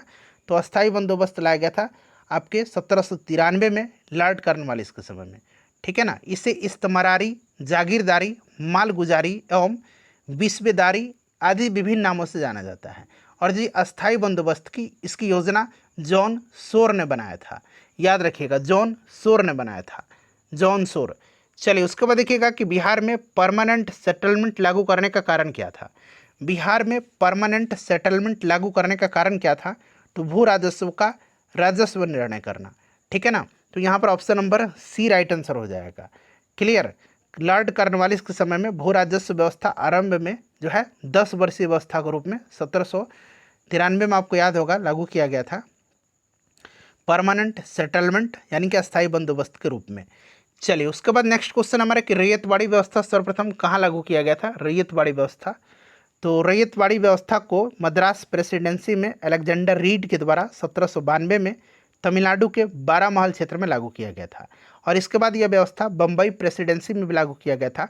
टॉमस मुनरो का संबंध रैयतवाड़ी व्यवस्था से है, तो इसे भी आप ध्यान रखिएगा, यहाँ पर मद्रास होगा। चलिए देखिए रिक्त स्थान की पूर्ति करना है और यहाँ पर आपको मतलब कंप्लीट करना है। खाली स्थान दिया गया बंगाल और बिहार में भूमि पर किराएदारों के अधिकारों को बंगाल किराएदारी अधिनियम द्वारा दिया गया था। तो राइट आंसर 1885, यहाँ पर लॉर्ड डफरिन के समय में, ध्यान रखिएगा 1885 में, क्लियर। चलिए उसके बाद नेक्स्ट क्वेश्चन है हमारा कि सत्यार्थ प्रकाश की रचना किया गया था। तो सत्यार्थ प्रकाश में जो है ये आपके जो दयानंद सरस्वती हैं इनके विचार यहाँ पर संकलित हैं, ठीक है ना। आर्य समाज की स्थापना किया था दयानंद सरस्वती जी ने 1875 ईस्वी में। चलिए उसके बाद नेक्स्ट क्वेश्चन है कि निम्नलिखित में से कौन सा कथन यहाँ पर सही दिया गया है? सही कथन यहाँ पर देखिए कौन सा दिया गया? राजा राम मोहन राय नवीन शिक्षा के अग्रणी थे, बताइए। बिल्कुल थे। दयानंद सरस्वती ने कहा था भारत भारतीयों के लिए है, बिल्कुल यही नारा इन्होंने दिया था। और विवेकानंद ने विश्व धर्म संसद में भाग लिया था, ये भी आपका 1893 में शिकागो में इन्होंने भाग लिया था। तो 1 से अधिक यहाँ पर सही दिया गया। कौन सा कथन सही? तो 1 से अधिक। चलिए उसके बाद देखिए अमृत बाजार पत्रिका की स्थापना किसने किया है? तो अमृत बाजार पत्रिका की स्थापना किसने किया है? तो शिशिर घोष यहाँ पर दिया गया है, ठीक है ना, शिशिर घोष याद रखिएगा। चलिए भारत में ठगी अतिक्रमण करने का श्रेय किसे प्राप्त है? ठगी अतिक्रमण करने का श्रेय जो है ये सिलीमैन को है, ठीक है ना, WH सिलीमैन को। लॉर्ड विलियम बेंटिक ने ठगी प्रथा की समाप्ति के लिए आपको पता है कि सिलीमैन को नियुक्त किया था। तो यहाँ पर देखिए सिलीमन राइट आंसर हो जाएगा। महात्मा गांधी पर चंपारण सत्याग्रह के लिए कब अभियोग चलाया गया था?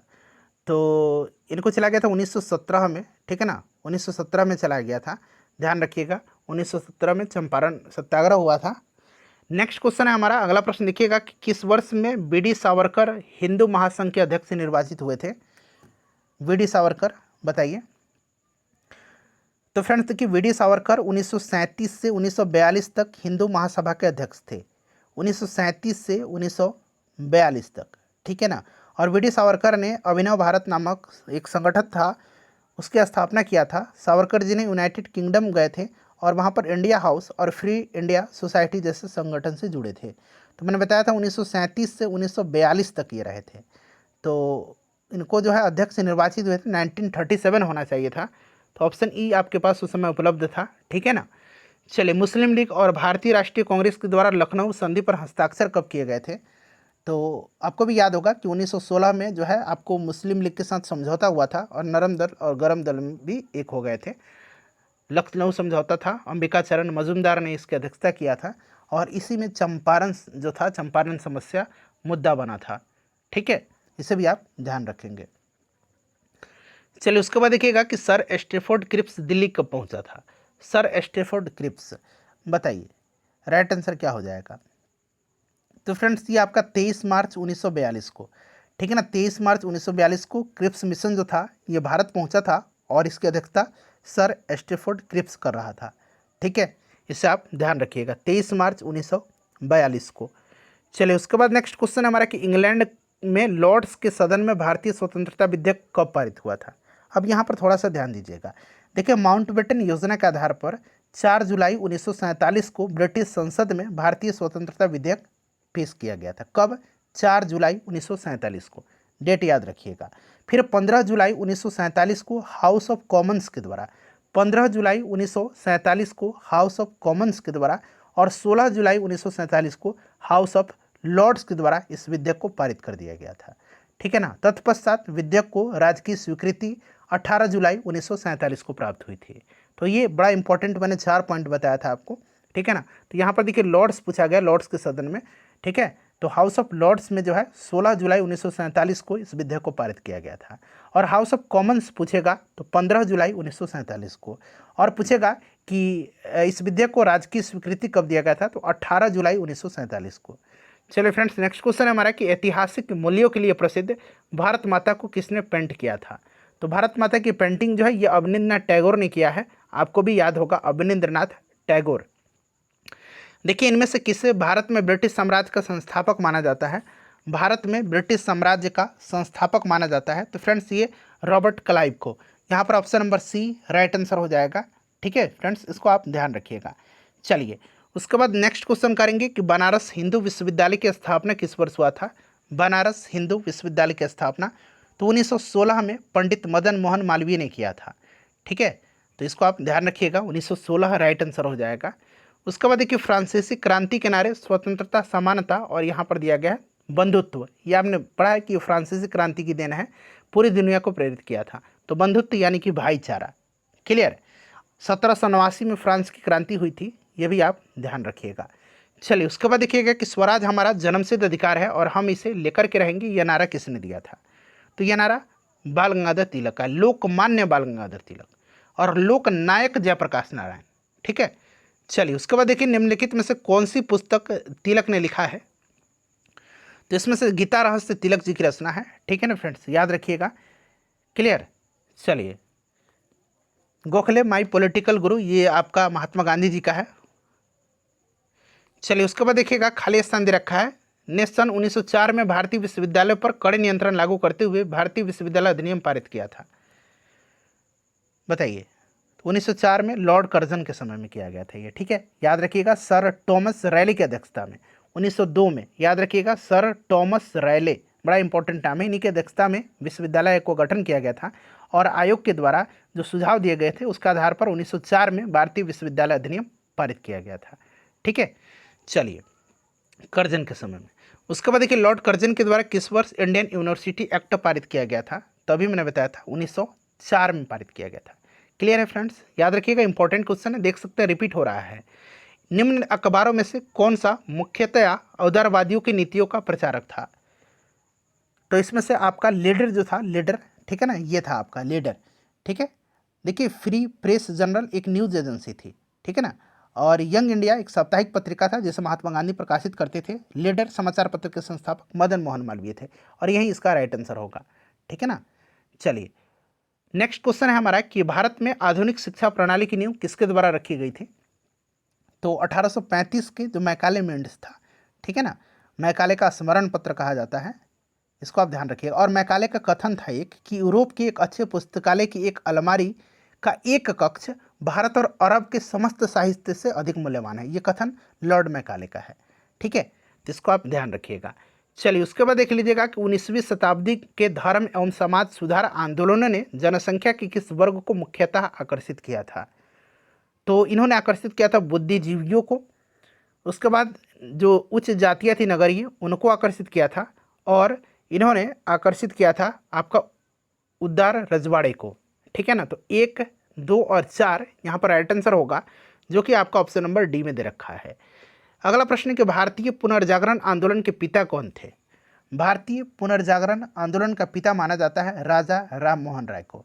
भारतीय राष्ट्रवाद का पैगंबर इनको कहा जाता है, अतीत और भविष्य के मध्य सेतु भी इनको कहा जाता है, भारतीय राष्ट्रवाद का जनक भी कहा जाता है, आधुनिक भारत का पिता भी कहा जाता है, नव भारत का पैगंबर भी कहा जाता है, प्रथम आधुनिक पुरुष भी कहा जाता है, और इनको युगदूत भी कहा जाता है। तो इतने सारे उपनाम से इनको जाना जाता है, जो मैंने आपको बताया है, याद रखिएगा।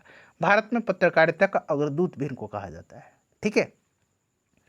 नव भारत का पैगंबर, मैंने बताया था इनको नव भारत का पैगंबर भी कहा जाता है, राजा राम मोहन राय को। चलिए, उसके बाद देखिएगा कि 1817 में कलकत्ता में हिंदू कॉलेज की स्थापना किसने किया था? तो देखिए, 1817 में कलकत्ता में हिंदू कॉलेज की स्थापना आपके डेविड हेयर थे, और यहाँ पर देखिए डेविड हेयर का नाम दिया गया है, तो डेविड हेयर थे, और इनके साथ आपके राजा राम मोहन राय भी थे इस कॉलेज की संस्थापना से जुड़े। तो राजा राम मोहन राय का तो नाम नहीं है, डेविड हेयर का नाम यहाँ पर है, ठीक है, याद रखिएगा। चलिए, देखिए, निम्नलिखित में से कौन जो है आत्मीय सभा के संस्थापक थे?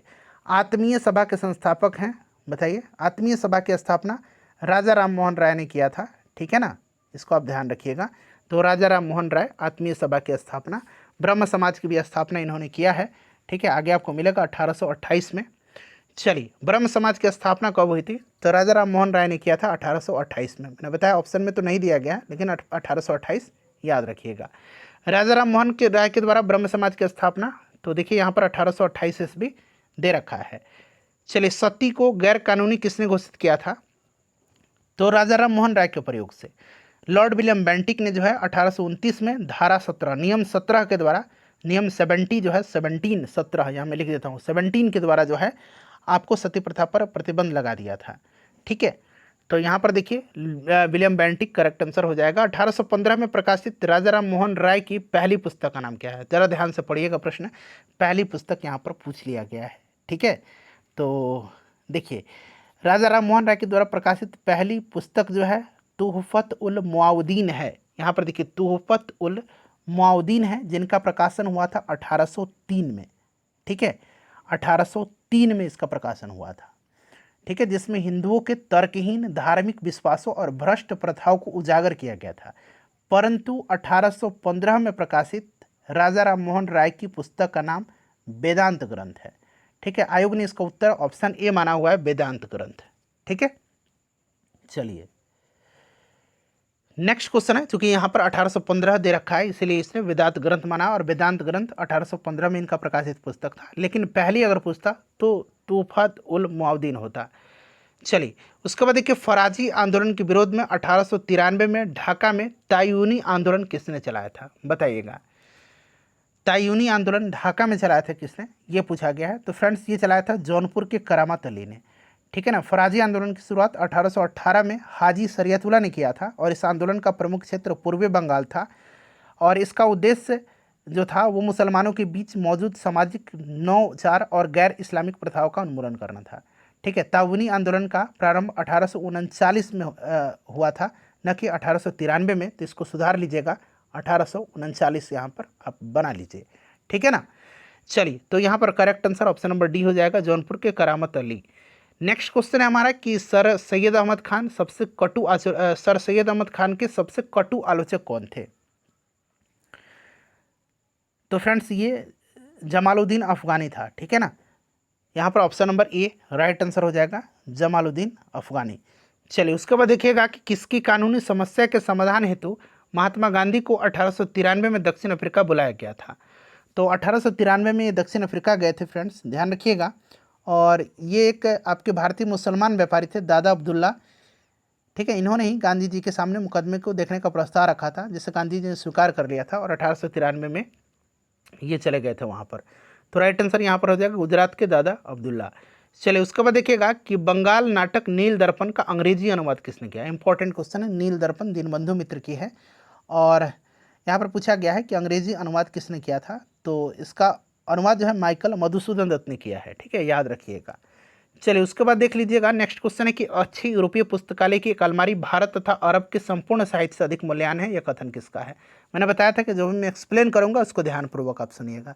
लॉर्ड मैकाले ने कहा था, ठीक है ना। तो यहाँ पर देखिए मैकाले दिया गया, टीबी मैकाले ने कहा था। चलिए उसके बाद अगला प्रश्न हमारा कि पंजाब हिंदू सभा की स्थापना किस वर्ष हुआ था? पंजाब हिंदू सभा की स्थापना किस वर्ष हुआ था? तो फ्रेंड्स ये हुआ था 1909 ईस्वी में, ठीक है, 1909 ईस्वी में। अखिल भारतीय स्तर पर स्थापना से पूर्व जो है आपको प्रांतीय स्तर पर हिंदू महासभा की स्थापना किया गया था और सबसे पहले पंजाब प्रांत में 1909 में पंजाब हिंदू महासभा की स्थापना किया गया था। देखिए निम्नलिखित में से कौन सा युग्म यहाँ पर सही दिया गया है? बंगाल विभाजन 1905, कांग्रेस में फूट 1908 में नहीं पड़ा था, ये 1907 में पड़ा था, ठीक है ना। सूरत फूट के नाम से जाना जाता है, रौलक सत्याग्रह 1919। तो आपका पहला और तीसरा सही है, जो कि ऑप्शन नंबर सी में दे रखा है। क्लियर। चलिए उसके बाद देखिए निम्नलिखित में से कौन सी घटना सबसे पहले हुई है? सबसे पहले तो यहाँ पर देखिए संथाल विद्रोह मैंने बताया था 1855-56, ठीक है। बिरसा मुंडा का विद्रोह 1899-1900 मुंडा विद्रोह। ताना भगत आंदोलन, ठीक है, ताना भगत आंदोलन 1914 में ये प्रारंभ हुआ था। तो सबसे पहले की घटना है, ये आपका कौन सा है इसमें से बताइए? ऑप्शन ए है ना। चलिए उसके बाद नेक्स्ट क्वेश्चन है कि भारतीय इतिहास के औपनिवेशिक काल के संदर्भ में सूची 1 व्यक्ति दिया गया और सूची 2 विषय दिया गया, उसके साथ सम्मिलित करना है। सूची 1 व्यक्ति और सूची 2 विषय। चलिए इसको हम लोग मिलान करते हैं, मिलान करना है। तो यहाँ पर देखिए फ्रेंड्स मैकडोनाल्ड दिया गया है, ठीक है ना। तो मैकडोनाल्ड ने जो है आपको पता है कॉमनवेल्थ अवार्ड की घोषणा किया था, ठीक है, लिनलिथगो के समय। तो अगस्त प्रस्ताव आया था। डलहौजी डॉक्ट्रिन ऑफ लैप्स हो जाएगा और चैम्सफोर्ड द्वैध प्रशासन, ठीक है। तो इसको अब आप लोग मिला लीजिए। राइट आंसर यहाँ पर आपका क्या हो जाएगा? तो ऑप्शन नंबर सी हो जाएगा, 2, 3, 1, 4। क्लियर। चलिए उसके बाद नेक्स्ट क्वेश्चन है कि किस प्रदेश के ग्रामीण क्षेत्रों में एक्का आंदोलन चलाया गया था? एक्का आंदोलन जो है चलाया गया था कहाँ पर? तो फ्रेंड्स ये चलाया गया था अवध में, एक्का आंदोलन चलाया गया था, ठीक है ना, इंपॉर्टेंट है। और यह आंदोलन अवध में हरदोई, बहराइच, सुल्तानपुर, बाराबंकी और सीतापुर क्षेत्र में केंद्रित था। और इस आंदोलन के प्रमुख नेता मदारी पासी थे, मदारी पासी, याद रखिएगा। चलिए खान अब्दुल गफ्फार खान द्वारा स्थापित खुदाई खिदमतगार को किस नाम से जाना जाता था? किस नाम से भी जाना जाता था? तो इनको जाना जाता था लाल कुर्ती के नाम से, रेड शर्ट्स के नाम से, खुदाई खिदमतगार, ठीक है ना। और खान अब्दुल गफ्फार खान को सीमांत गांधी यानी कि फ्रंटियर गांधी भी कहा जाता है, ठीक है। चलिए और एक और चीज़ ध्यान रखिएगा, लाल कुर्ती दल के जो खान अब्दुल गफ्फार खान थे, इनको जो है फरब ए अफगान की उपाधि, फरब ए अफगान, फरब ए अफगान की उपाधि भी दिया गया था, ठीक है ना। और इन्होंने पख्तून नामक एक पत्रिका पोस्तो भाषा में निकाली थी, ठीक है ना, पख्तून नामक पत्रिका, ठीक है। चलिए उसके बाद देखिएगा कि जमींदारों के द्वारा कृषक की मांगे गए बेगार या अवैध उपकर को किस नाम से भी जाना जाता था? तो इसको वेथी के नाम से जाना जाता था, ठीक है ना। इसको बेगार या अवैध उपकर को वेथी कहा जाता था। लोगों से बिना मजदूरी के काम करवाने की प्रथा बेगार कहलाती थी, अर्थात यह एक प्रकार का अवैतनिक जबरन श्रम होता था, वेथी। चलिए उसके बाद देखिए पुनः याद रखें कि अब यह झंडा लहरा गया है और यह कभी भी झुकना नहीं चाहिए जब तक कि एक भी भारतीय पुरुष, महिला या बालक भारत में जीवित रहे। यह स्टेटमेंट किसका है बताइए? तो यह स्टेटमेंट है पंडित जवाहरलाल नेहरू जी का, ठीक है ना। लाहौर में पंडित जवाहरलाल नेहरू जी का यह स्टेटमेंट है, ठीक है। चलिए उसके बाद नेक्स्ट क्वेश्चन है हमारा कि मैं जहाँ भी हूँ जगदीशपुर वहीं है, यह किसने कहा था? मैं जहाँ भी हूँ जगदीशपुर वहीं है, यह स्टेटमेंट वीर कुंवर सिंह जी का है। ठीक है ना। चलिए उसके बाद नेक्स्ट क्वेश्चन है कि बिरसा मुंडा के द्वारा किसको कमांडर इन चीफ नियुक्त किया गया था। अब ये प्रश्न देखिएगा तो आपको 2023 में ये प्रश्न पूछा गया था। ठीक है ना। बिरसा मुंडा द्वारा किसको कमांडर इन चीफ नियुक्त किया गया था। देखिए बिरसा मुंडा ने कमांडर इन चीफ को कभी भी नियुक्त नहीं किया था और वह स्वयं ही मुंडा विद्रोह के नेता थे और इन्हें धरती अब्बा कहा जाता था। बिरसा मुंडा के विद्रोह को उलगुलान विद्रोह की संज्ञा दिया गया है। ठीक है ना। हालांकि ये जो आपके देमका मुंडा, गया मुंडा, सुंदर मुंडा, ये लोग जो है ना इस मुंडा विद्रोह से जुड़े हुए लोग थे। ठीक है। चलिए उसके बाद नेक्स्ट क्वेश्चन है हमारा कि बॉयकट और स्वदेशी आंदोलन के समर्थन में किस स्थान में गोल्डन लीग नामक संस्था की स्थापना हुई थी, बताइए। तो फ्रेंड्स ये देवघर में हुआ था गोल्डन लीग। ठीक है, याद रखिएगा 1905 में बंगाल विभाजन के निर्णय के प्रतिक्रिया स्वरूप 7 अगस्त 1905 को कलकत्ता के टाउन हॉल में स्वदेशी आंदोलन की घोषणा हुआ था। बहिष्कार यानी कि बॉयकट और स्वदेशी आंदोलन के समर्थन में तत्कालीन बिहार के देवघर नामक स्थान पर गोल्डन लीग की जो है स्थापना किया गया था। चलिए उसके बाद नेक्स्ट क्वेश्चन है कि पटना से प्रकाशित होने वाला प्रथम अंग्रेजी अखबार कौन सा था। तो इसका नाम है फ्रेंड्स द बिहार हेराल्ड। ठीक है ना। द बिहार हेराल्ड गुरु प्रसाद सेन के द्वारा यह आपका प्रकाशित किया गया था, शुरू किया गया था द बिहार हेराल्ड। चलिए गुरु प्रसाद सेन याद रखिएगा। देखिए वर्ष 1928 में बिहार में रविदास सभा का गठन किसने किया था। रविदास सभा का गठन किया था 1928 में बिहार में जगजीवन राम ने, याद रखिएगा जगजीवन राम ने। ठीक है ना, 1928 में। नेक्स्ट क्वेश्चन है हमारा कि यदि नील की खेती करने से छूट चाहते तो नील के किसानों को कौन सा क्षतिपूर्ति कर देना पड़ता था। तो ये कर था आपका तवान। कौन सा कर था, तवान था। ठीक है ना, तवान था। क्लियर, याद रखिएगा तवान यहाँ पर राइट आंसर हो जाएगा, तवान। चलिए उसके बाद नेक्स्ट क्वेश्चन है कि प्रार्थना समाज का संस्थापक कौन था। प्रार्थना समाज की स्थापना किसने किया था। तो आत्माराम पांडुरंग ने किया था। ठीक है, प्रार्थना समाज की स्थापना 1867 में बम्बई में आचार्य केशव चंद्र सेन की प्रेरणा से आत्माराम पांडुरंग के द्वारा किया गया था। महादेव गोविंद रनाडे भी इससे जुड़े हुए थे। ठीक है, MG रनाडे। चलिए उसके बाद देख लीजिएगा कि भारतीय स्वतंत्रता संग्राम के दौरान प्रार्थना समाज की स्थापना किसने किया था। तो यहाँ पर ऑलरेडी आत्माराम पांडुरंग दे रखा है। ठीक है। चलिए देखिए 19वीं शताब्दी के उत्तरार्ध में नव हिंदुवाद, न्यू हिंदुइज्म के सर्वश्रेष्ठ प्रतिनिधि कौन थे। देखिए 19वीं शताब्दी पूछा गया है तो ऑब्वियसली स्वामी विवेकानंद थे। ठीक है ना। विवेकानंद ने 1897 में रामकृष्ण मिशन की स्थापना किया था। याद रखिएगा फ्रेंड्स, इंपॉर्टेंट है। 1893 में जो आपका विश्व धर्म संसद था उसमें इन्होंने भाग लिया था। ठीक है। चलिए उसके बाद देखिएगा कि 1893 में शिकागो में आयोजित जो धर्म संसद हुआ था उसमें भाग किसने लिया था। तो स्वामी विवेकानंद ने। चलिए स्वामी विवेकानंद ने रामकृष्ण मिशन की स्थापना कब किया था। तो अभी मैंने बताया था 1897 में किया था। चलिए दयानंद सरस्वती द्वारा स्थापित, तो इन्होंने आर्य समाज की स्थापना किया था 1875 में। ठीक है। चलिए उसके बाद देखिएगा कि दयानंद सरस्वती द्वारा आर्य समाज की स्थापना कब किया गया था। तो 1875, अभी मैंने आपको बताया है। देखिए आर्य समाज की स्थापना किसने किया है। तो दयानंद सरस्वती ने किया है। चलिए किसने 1873 में सत्यशोधक समाज की स्थापना किया था। सन याद रखिएगा 1873 में सत्यशोधक समाज की स्थापना हुआ था। और ये किया था किसने। तो फ्रेंड्स ये ज्योतिबा फूले ने किया है। ज्योतिबा फूले, इनकी एक पुस्तक है गुलामगिरी, याद रखिएगा। ठीक है ना। चलिए सत्यशोधक समाज की स्थापना किसने किया था। तो अभी मैंने बताया था 1873 में ज्योतिबा फूले ने किया है। नेक्स्ट क्वेश्चन हमारा कि थियोसॉफिकल सोसाइटी की स्थापना किसने किया है। थियोसॉफिकल सोसाइटी की स्थापना जो है किसने किया है। तो मैडम HP ब्लावत्स्की और कर्नल अलकॉट ने किया था। ठीक है ना। तो ये दोनों नाम आप याद रखिएगा, कर्नल अलकॉट का भी नाम याद रखिएगा और ब्लावत्स्की का भी नाम आप याद रखिएगा। ठीक है। चलिए बड़ा इंपॉर्टेंट है। नेक्स्ट क्वेश्चन कर लेंगे। और देखिए इस सोसाइटी का जो अगर हम बात करते हैं जो मुख्यालय था 1882 में 1882 में मद्रास के पास अडयार नामक स्थान पर इसका मुख्यालय स्थापित किया गया था। चलिए उसके बाद देखिएगा कि थियोसॉफिकल सोसाइटी की स्थापना किसने किया था। सेम क्वेश्चन है, रिपीट हुआ है। क्लियर ना, देख सकते हैं। चलिए उसके बाद देखिए भारतीय राष्ट्रीय कांग्रेस की प्रथम महिला अध्यक्ष कौन थी। भारतीय राष्ट्रीय कांग्रेस की पहली महिला अध्यक्ष थी एनी बेसेंट और पहली भारतीय महिला अध्यक्ष थी सरोजनी नायडू। दोनों तरीक़ों से याद रखिएगा। एनी बेसेंट जो है इन्होंने 1917 के कलकत्ता अधिवेशन में अध्यक्षता किया था और सरोजनी नायडू 1925 के कानपुर अधिवेशन में। चलिए उसके बाद देख लीजिएगा किस वर्ष में एक भारतीय महिला भारतीय राष्ट्रीय कांग्रेस के अध्यक्ष बनी थी।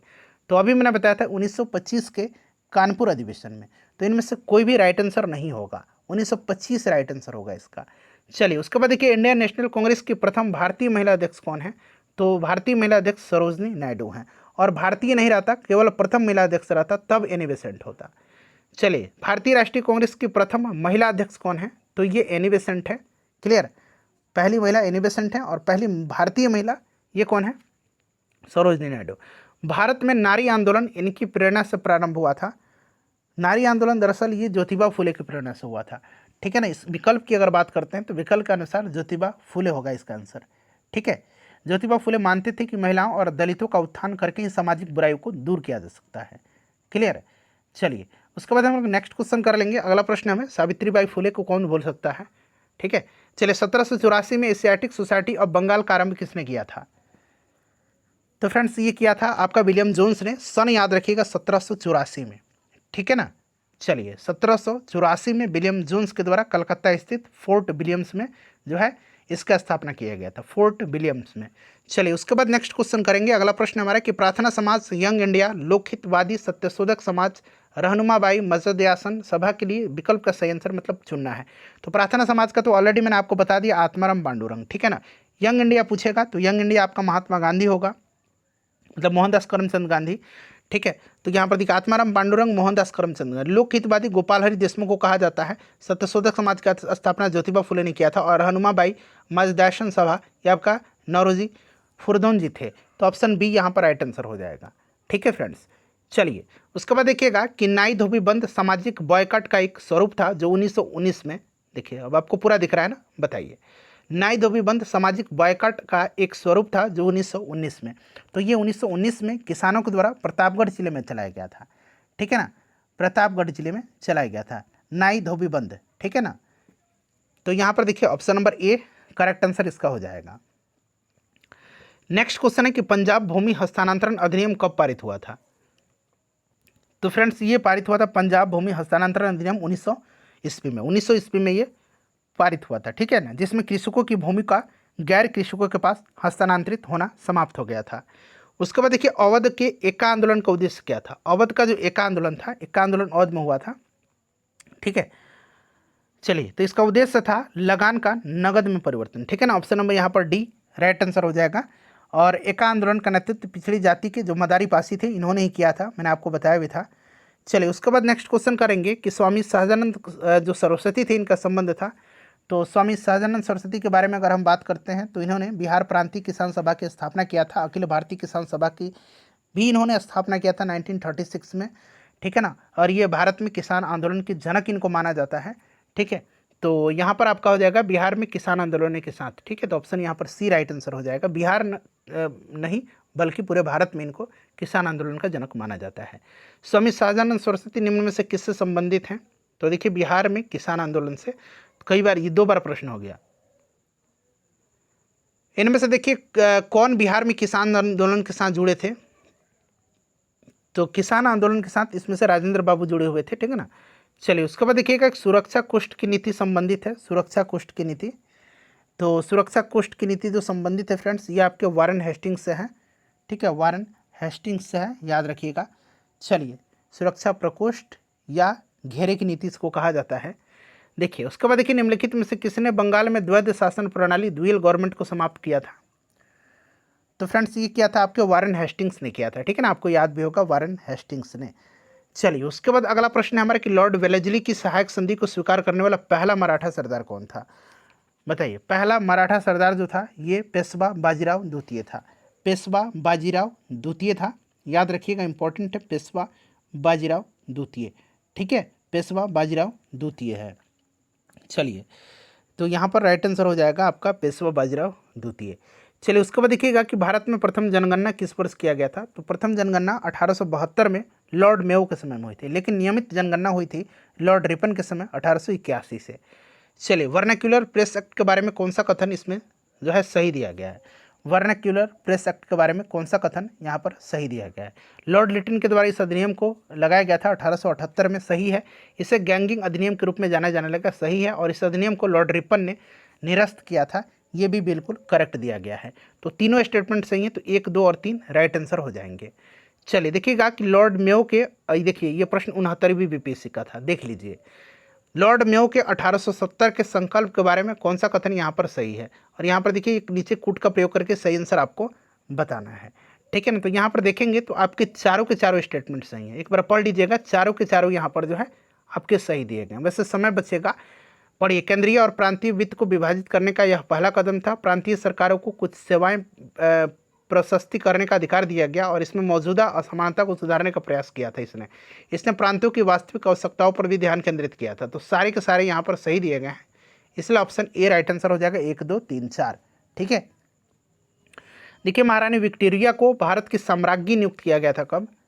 तो इनको जो है 1877 में, ठीक है, 1877 याद रखिएगा, ठीक है ना। तो 1877 में। उसके बाद देख लीजिएगा कि CR दास यानी कि चित्तरंजन दास और मोतीलाल नेहरू ने कांग्रेस के भीतर स्वराज पार्टी किस उद्देश्य से बनाई थी? तो 1923 में इन्होंने स्वराज पार्टी की स्थापना किया था। और फ्रेंड्स राइट आंसर यहाँ पर होगा राज्य परिषदों के चुनाव में भाग लेने के लिए। ऑप्शन नंबर यहाँ पर सी राइट आंसर किएगा। चलिए उसके बाद देखिएगा कि डॉक्टर अंबेडकर और महात्मा गांधी के बीच दूसरे गोलमेज संगोष्ठी के समय किस विषय पर मतांतर हो गया था? जो दूसरा गोलमेज सम्मेलन था, तो फ्रेंड्स दूसरा गोलमेज सम्मेलन जो है आपका 1931 में हुआ था और दूसरे गोलमेज सम्मेलन में गांधी जी ने भी हिस्सा लिया था। आपको याद होगा कांग्रेस का प्रतिनिधित्व इन्होंने किया था और इन दोनों के मध्य में जो है दलितों के लिए पृथक मतदान जो था उस मुद्दे पर मतांतर हो गया था। क्लियर? महात्मा गांधी ने दलितों को हिंदू समाज का अभिन्न अंग बता करके इसका विरोध किया था और अंबेडकर जी ने दलितों के लिए पृथक निर्वाचक मंडल की मांग किया था। चलिए तो यहाँ पर ऑप्शन डी राइट आंसर हो जाएगा। चलिए देखिए मुद्रण यंत्र को भारत में 16वीं सदी के मध्य में पहली बार कौन लाए थे? तो फ्रेंड्स ये पुर्तगाली के द्वारा लाया गया था, ठीक है ना। पुर्तगाली जेसुइट मिशनरी गोवा में लेकर के आए थे। पुर्तगाली जेसुइट मिशनरी गोवा में लेकर के इसको आए थे। तो यहाँ पर देखिए पुर्तगाली मिशनरी होगा। चलिए बम्बई प्रेसिडेंसी एसोसिएशन की स्थापना किसने किया था? 1885 में इसकी स्थापना हुई थी, याद रखिएगा। कब हुआ था? 1885 में बम्बई प्रेसिडेंसी एसोसिएशन की स्थापना फिरोज शाह मेहता, केटी तलंग और बदरुद्दीन तैयब जी ने किया था। फिरोज शाह मेहता, केटी तलंग और बदरुद्दीन तैयब जी ने किया था। तो एक से अधिक राइट आंसर हो जाएगा। चलिए भारत संघ यानी कि इंडियन एसोसिएशन के संस्थापक कौन थे? इंडियन एसोसिएशन के संस्थापक कौन थे? तो फ्रेंड्स 1876 में, याद रखिएगा, सुरेंद्र नाथ बनर्जी और आनंद मोहन बोस ने किया था। तो यहाँ पर देखिए सुरेंद्र नाथ बनर्जी का नाम दिया गया है, आनंद मोहन बोस का भी नाम आप याद रखिएगा। कलकत्ता में किया था इन्होंने इसकी स्थापना 1876 में। चलिए उसके बाद देखिएगा कि इंडियन एसोसिएशन का नेतृत्व किसने किया था? इंडियन एसोसिएशन का नेतृत्व किसने किया था? तो अभी मैंने बताया था सुरेंद्र नाथ बनर्जी और आनंद मोहन बोस ने। तो एक से अधिक राइट आंसर हो जाएगा यहाँ पर। नेक्स्ट क्वेश्चन है कि 1876 में इंडियन एसोसिएशन की स्थापना किसने किया था? तो सुरेंद्र नाथ बनर्जी और आनंद मोहन बोस ने किया था। तो आनंद मोहन बोस तो ऑप्शन में नहीं है, केवल सुरेंद्र नाथ बनर्जी दिया गया है। देखिए राष्ट्रीय कांग्रेस के पूर्व सबसे प्रमुख संस्था कौन सी थी? तो राष्ट्रीय कांग्रेस से पूर्व सबसे प्रमुख जो संस्था थी, ये संस्था थी आपका इंडियन एसोसिएशन ऑफ कलकत्ता, ठीक है। चलिए उसके बाद देखिएगा कि सुरेंद्र नाथ बनर्जी को किस वर्ष भारतीय सिविल सर्विसेज से हटाया गया था? तो फ्रेंड्स इनको जो है किस वर्ष हटाया गया था, बता दीजिए राइट आंसर क्या होगा। तो देखिए इनको हटाया गया था 1874 में, ठीक है ना। ये दूसरे भारतीय थे सुरेंद्र नाथ बनर्जी, जिन्होंने ICS की परीक्षा उत्तीर्ण किया था और इनकी प्रथम नियुक्ति सिलहट, जो कि अब बांग्लादेश में है, वहाँ पर असिस्टेंट मजिस्ट्रेट के रूप में हुई थी और यहीं पर एक मामूली भूल की वजह से 1874 में इनको पद से हटा दिया गया था। चलिए उसके बाद देखिएगा कि राजनीतिक सुधारों को लेकर के विरोध करने वाले पहले भारतीय कौन थे? तो राजनीतिक सुधारों को लेकर के विरोध करने वाले पहले भारतीय राजा राम मोहन राय थे, ठीक है ना। इस चीज़ को आप याद रखिएगा, इनके बारे में ऑलरेडी हमने चर्चा कर लिया है। चलिए उसके बाद देखिए मद्रास महाजन सभा की स्थापना कब हुई थी? मद्रास महाजन सभा की स्थापना 1884 में, याद रखिएगा। 1884 में जो है वी राघवाचारी, जी सुब्रमण्यम और पी आनंद चार्लू के द्वारा जो है किया गया था और इसमें एस रामास्वामी मुदलियार भी सम्मिलित थे। आगे आपको मिलेगा, ठीक है ना। तो 1884 आप याद रखिएगा। चलिए, भारतीय राष्ट्रीय कांग्रेस के प्रथम अधिवेशन में कितने प्रतिनिधियों ने भाग लिया था? तो पहला अधिवेशन 1885 में बम्बई में हुआ था और इसमें 72 प्रतिनिधियों ने हिस्सा लिया था। इसकी अध्यक्षता WC बनर्जी ने किया था। चलिए, उसके बाद अगला प्रश्न है हमारा कि 1885 में भारतीय राष्ट्रीय कांग्रेस का प्रथम अधिवेशन किस स्थान पर हुआ था? बताइए। देखिए, पहला अधिवेशन जो है ना, ये आपका हुआ था बम्बई में, मैंने अभी इसके बारे में बताया है। उसके बाद देखिएगा कि नेक्स्ट क्वेश्चन हमारा कि भारतीय राष्ट्रीय कांग्रेस की स्थापना किया गया था वर्ष 1885 में, यहाँ पर दे रखा है, ठीक है ना। ये हुम ने किया था, ये भी आपको याद है। लॉर्ड डफरिन उस समय वायसराय था, ये सब आप जानते भी हैं। चलिए, उसके बाद नेक्स्ट क्वेश्चन है हमारा, देखिए कि भारतीय राष्ट्रीय कांग्रेस की स्थापना किया गया था, तो अभी मैंने बताया था इसके संस्थापक यो ह्यूम थे।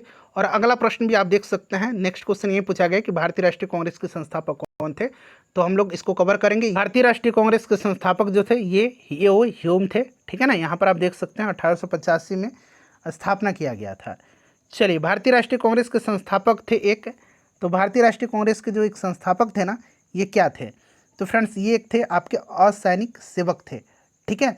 तो यहाँ पर आप ध्यान रखिएगा, ये ह्यूम की बात की जा रही है। भारतीय राष्ट्रीय कांग्रेस का प्रथम अधिवेशन कहाँ पर हुआ था? तो ये आपका बम्बई में हुआ था, ठीक है ना। 1885 में WC बनर्जी ने अध्यक्ष थे। अच्छा, दूसरा हुआ था 1886 में कलकत्ता में, याद रखिएगा। और इसकी अध्यक्षता दादा भाई नौरोजी ने किया था। दूसरे अधिवेशन की अध्यक्षता देखिए दादा भाई नौरोजी ने किया था 1886 में। चलिए, उसके बाद देखिएगा कि महात्मा गांधी ने भारतीय राष्ट्रीय कांग्रेस के किस अधिवेशन की अध्यक्षता किया था? तो एकमात्र अधिवेशन था जिसकी इन्होंने अध्यक्षता किया था, 1924 का बेलगाम अधिवेशन था, ठीक है। चलिए, बेलगाम अधिवेशन। नेक्स्ट क्वेश्चन हमारे 1922 में आयोजित भारतीय राष्ट्रीय कांग्रेस के गया अधिवेशन के अध्यक्ष कौन थे? तो देखिए 1922 में जो है, शायद मैंने प्रीवियस में 1923 बता दिया था, 1922 में 1912 में जो है RN माधोलकर में जो आपका अध्यक्षता किया था, जो पहला अधिवेशन बिहार में हुआ था भारतीय राष्ट्रीय कांग्रेस का, ठीक है ना, बांकीपुर में। और 1922 में दूसरा हुआ था, तो इसकी अध्यक्षता किया था चित्तरंजन दास ने, और ये गया में हुआ था। चलिए, उसके बाद देखिए 1922 में भारतीय राष्ट्रीय कांग्रेस के गया अधिवेशन के अध्यक्ष कौन थे? तो फ्रेंड्स, ये आपके चित्तरंजन दास थे, ठीक है। अभी हमने बताया भी है। भारतीय राष्ट्रीय कांग्रेस का गया अधिवेशन कब हुआ था? तो 1922 में हुआ था। भारतीय राष्ट्रीय कांग्रेस का 27वां अधिवेशन कहाँ पर हुआ था? तो ये बांकीपुर में हुआ था, पटना में, ठीक है फ्रेंड्स। याद रखिएगा, बांकीपुर पटना में हुआ था। तो यहाँ पर देखिए पटना बांकीपुर, यहाँ पर दे रखा है बांकीपुर ऑलरेडी। RN माधोलकर ने इसकी अध्यक्षता किया था, ठीक है। चलिए, उसके बाद देखिएगा कि राष्ट्रवादियों के दैनिक समाचार पत्र द इंडियन नेशन का प्रकाशन कब आरंभ हुआ था? द इंडियन नेशन का प्रकाशन कब आरंभ हुआ था? द इंडियन नेशन एक स्वतंत्र राष्ट्रवादी दैनिक समाचार पत्र था जो न्यूज़पेपर एंड कंपनी के द्वारा बिहार की राजधानी पटना से प्रकाशित किया जाता था। और ये समाचार पत्र जो था, इसका प्रकाशन 1931 में प्रारंभ हुआ था, ठीक है ना। चलिए, उसके बाद देख लीजिएगा कि मद्रास में रैयतवाड़ी पद्धति किसने शुरू किया था? मद्रास में रैयतवाड़ी पद्धति को शुरू किया था थॉमस मुनरो ने, ठीक है ना।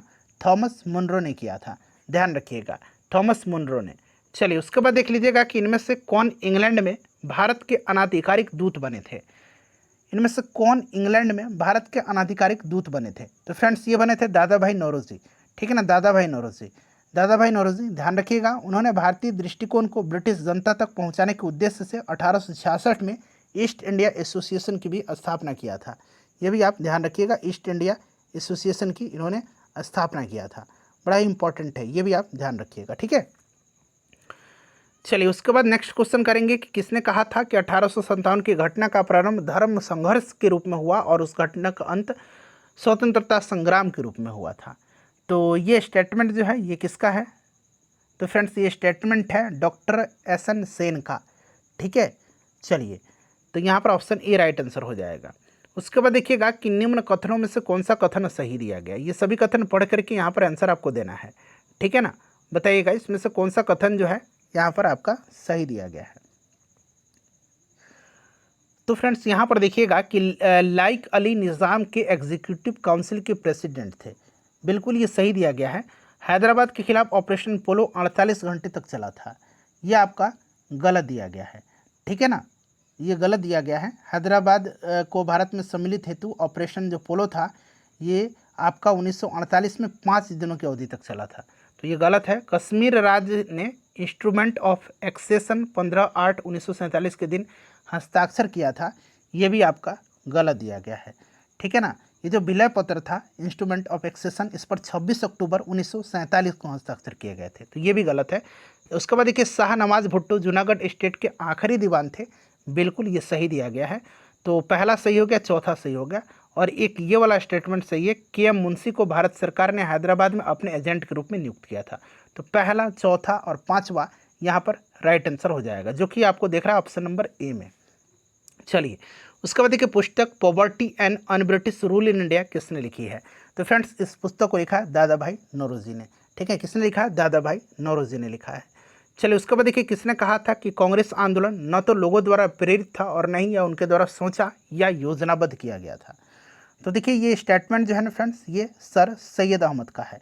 ठीक है ना, सर सैयद अहमद खान का है, इंपॉर्टेंट है, ध्यान रखिएगा। कांग्रेस आंदोलन न तो लोगों द्वारा प्रेरित था और न ही या उनके द्वारा सोचा या योजनाबद्ध किया गया था। चलिए उसके बाद देखिएगा कि मुझे विश्वास है कि कांग्रेस अपने विनाश की तरफ जा रही है और यह मेरी बड़ी इच्छा भारत में रहते होगी कि इसके शांति प्रिय निधन के लिए इसका सहायक बनूं। यह किसने लिखा है? तो यह स्टेटमेंट जो है ना, ये स्टेटमेंट है आपका लॉर्ड कर्जन का। ठीक है, याद रखिएगा स्टेटमेंट किसका है? लॉर्ड कर्जन का है। चलिए उसके बाद देखिएगा कि इनमें से किसने कहा था कि कांग्रेस का महल लड़खड़ा रहा है और भारत में रहते मेरी बड़ी महत्वाकांक्षा यह है कि मैं शांति के साथ इसके मरने में सहयोग दूं। देखिए प्रश्न रिपीट हो रहा है, ठीक है ना, लॉर्ड कर्जन का। निम्न में से किस वायसराय के कार्यकाल में भारतीयों को राय बहादुर और खान बहादुर उपाधियां प्रारंभ करना शुरू हुआ था? तो फ्रेंड्स ये 1859 और 1860 से इन उपाधियों को दिए जाने का साक्ष्य प्राप्त हुआ है। तो इनमें से तो कोई नहीं राइट आंसर होगा।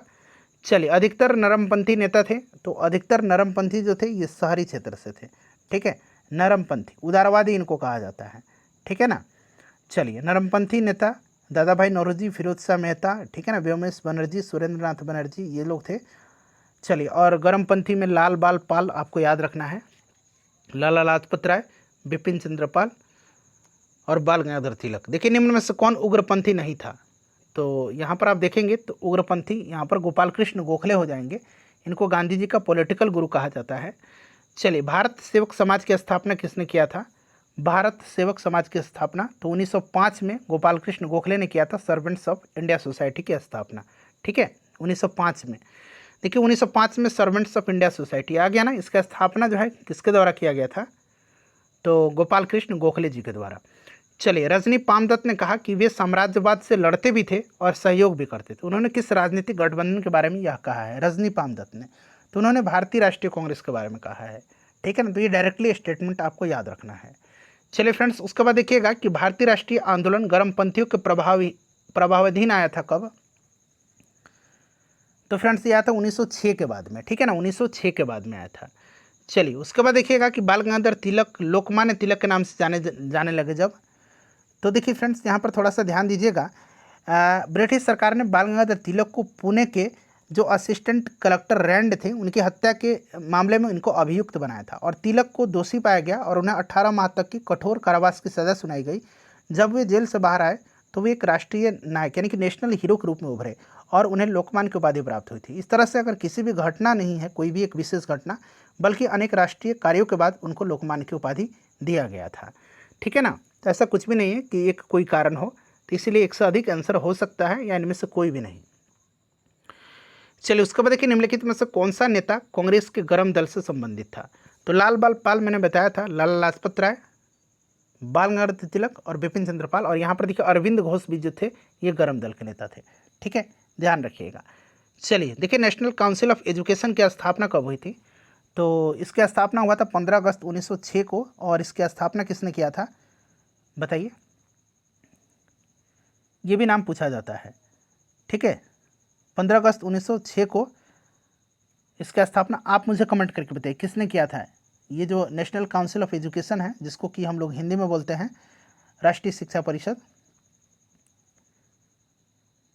तो यहाँ पर ऑप्शन नंबर इसका डी राइट आंसर हो जाएगा। ठीक है, चलिए उसके बाद देखिए राष्ट्रीय आंदोलन में निम्न में से किसको नरमदलीय के तौर पर नहीं जाना जाता है बताइए?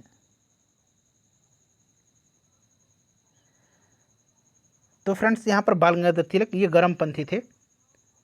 चलिए उसके बाद देखिए कांग्रेस के नरम दल के नेताओं के आंदोलन की पद्धति क्या थी? नरम दल जो थे इनकी आंदोलन की जो पद्धति थी ये आपका राजवामबंद आंदोलन था।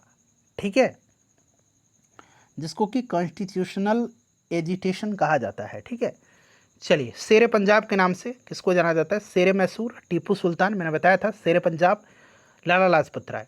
ठीक है, चलिए उसके बाद देखिए ताना भगत आंदोलन संबंधित है। ताना भगत, तो ताना भगत जो था एक तरह का आदिवासी आंदोलन था।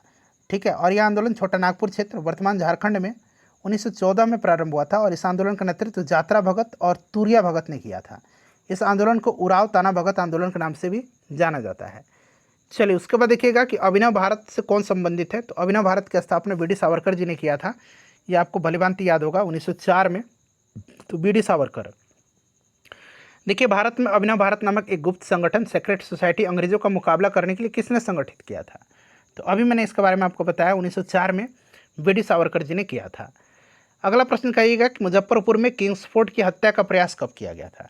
तो फ्रेंड्स ये घटना जो है मुजफ्फरपुर में किंग्सफोर्ड की हत्या का प्रयास किया गया था 1908 में। 30 अप्रैल 1908 की यह घटना है। मुजफ्फरपुर में खुदीराम बोस और प्रफुल्ल चाकी ने किंग्सफोर्ड की गाड़ी पर बम फेंका था, लेकिन इसमें जो है किंग्सफोर्ड बच गया था और दुर्भाग्य से जो है राष्ट्रीय आंदोलन से हमदर्दी रखने वाले मिस्टर कैनेडी की पत्नी और उनकी पुत्री मारी गई थी। प्रफुल्ल चाकी ने जो है पुलिस से बचने के लिए आत्महत्या कर लिया था और खुदीराम बोस को फांसी की सजा दिया गया था। खुदीराम बोस ने किस स्थान पर किंग्सफोर्ड की हत्या का प्रयास किया था? तो ये मुजफ्फरपुर में, अभी हमने इसको करा भी है। देखिए निम्न में से कौन सा एक राष्ट्रवादी समाचार पत्र नहीं था? राष्ट्रवादी समाचार पत्र इसमें से कौन सा नहीं था? बताइए राइट आंसर क्या हो जाएगा? तो यहाँ पर इसका आंसर हो जाएगा द टाइम्स ऑफ इंडिया। ठीक है, बाकी बंगाली, द हिंदू, द महरता ये सब थे। क्रांतिकारी गतिविधियों के साथ कौन सी पत्रिका जुड़ी हुई नहीं थी?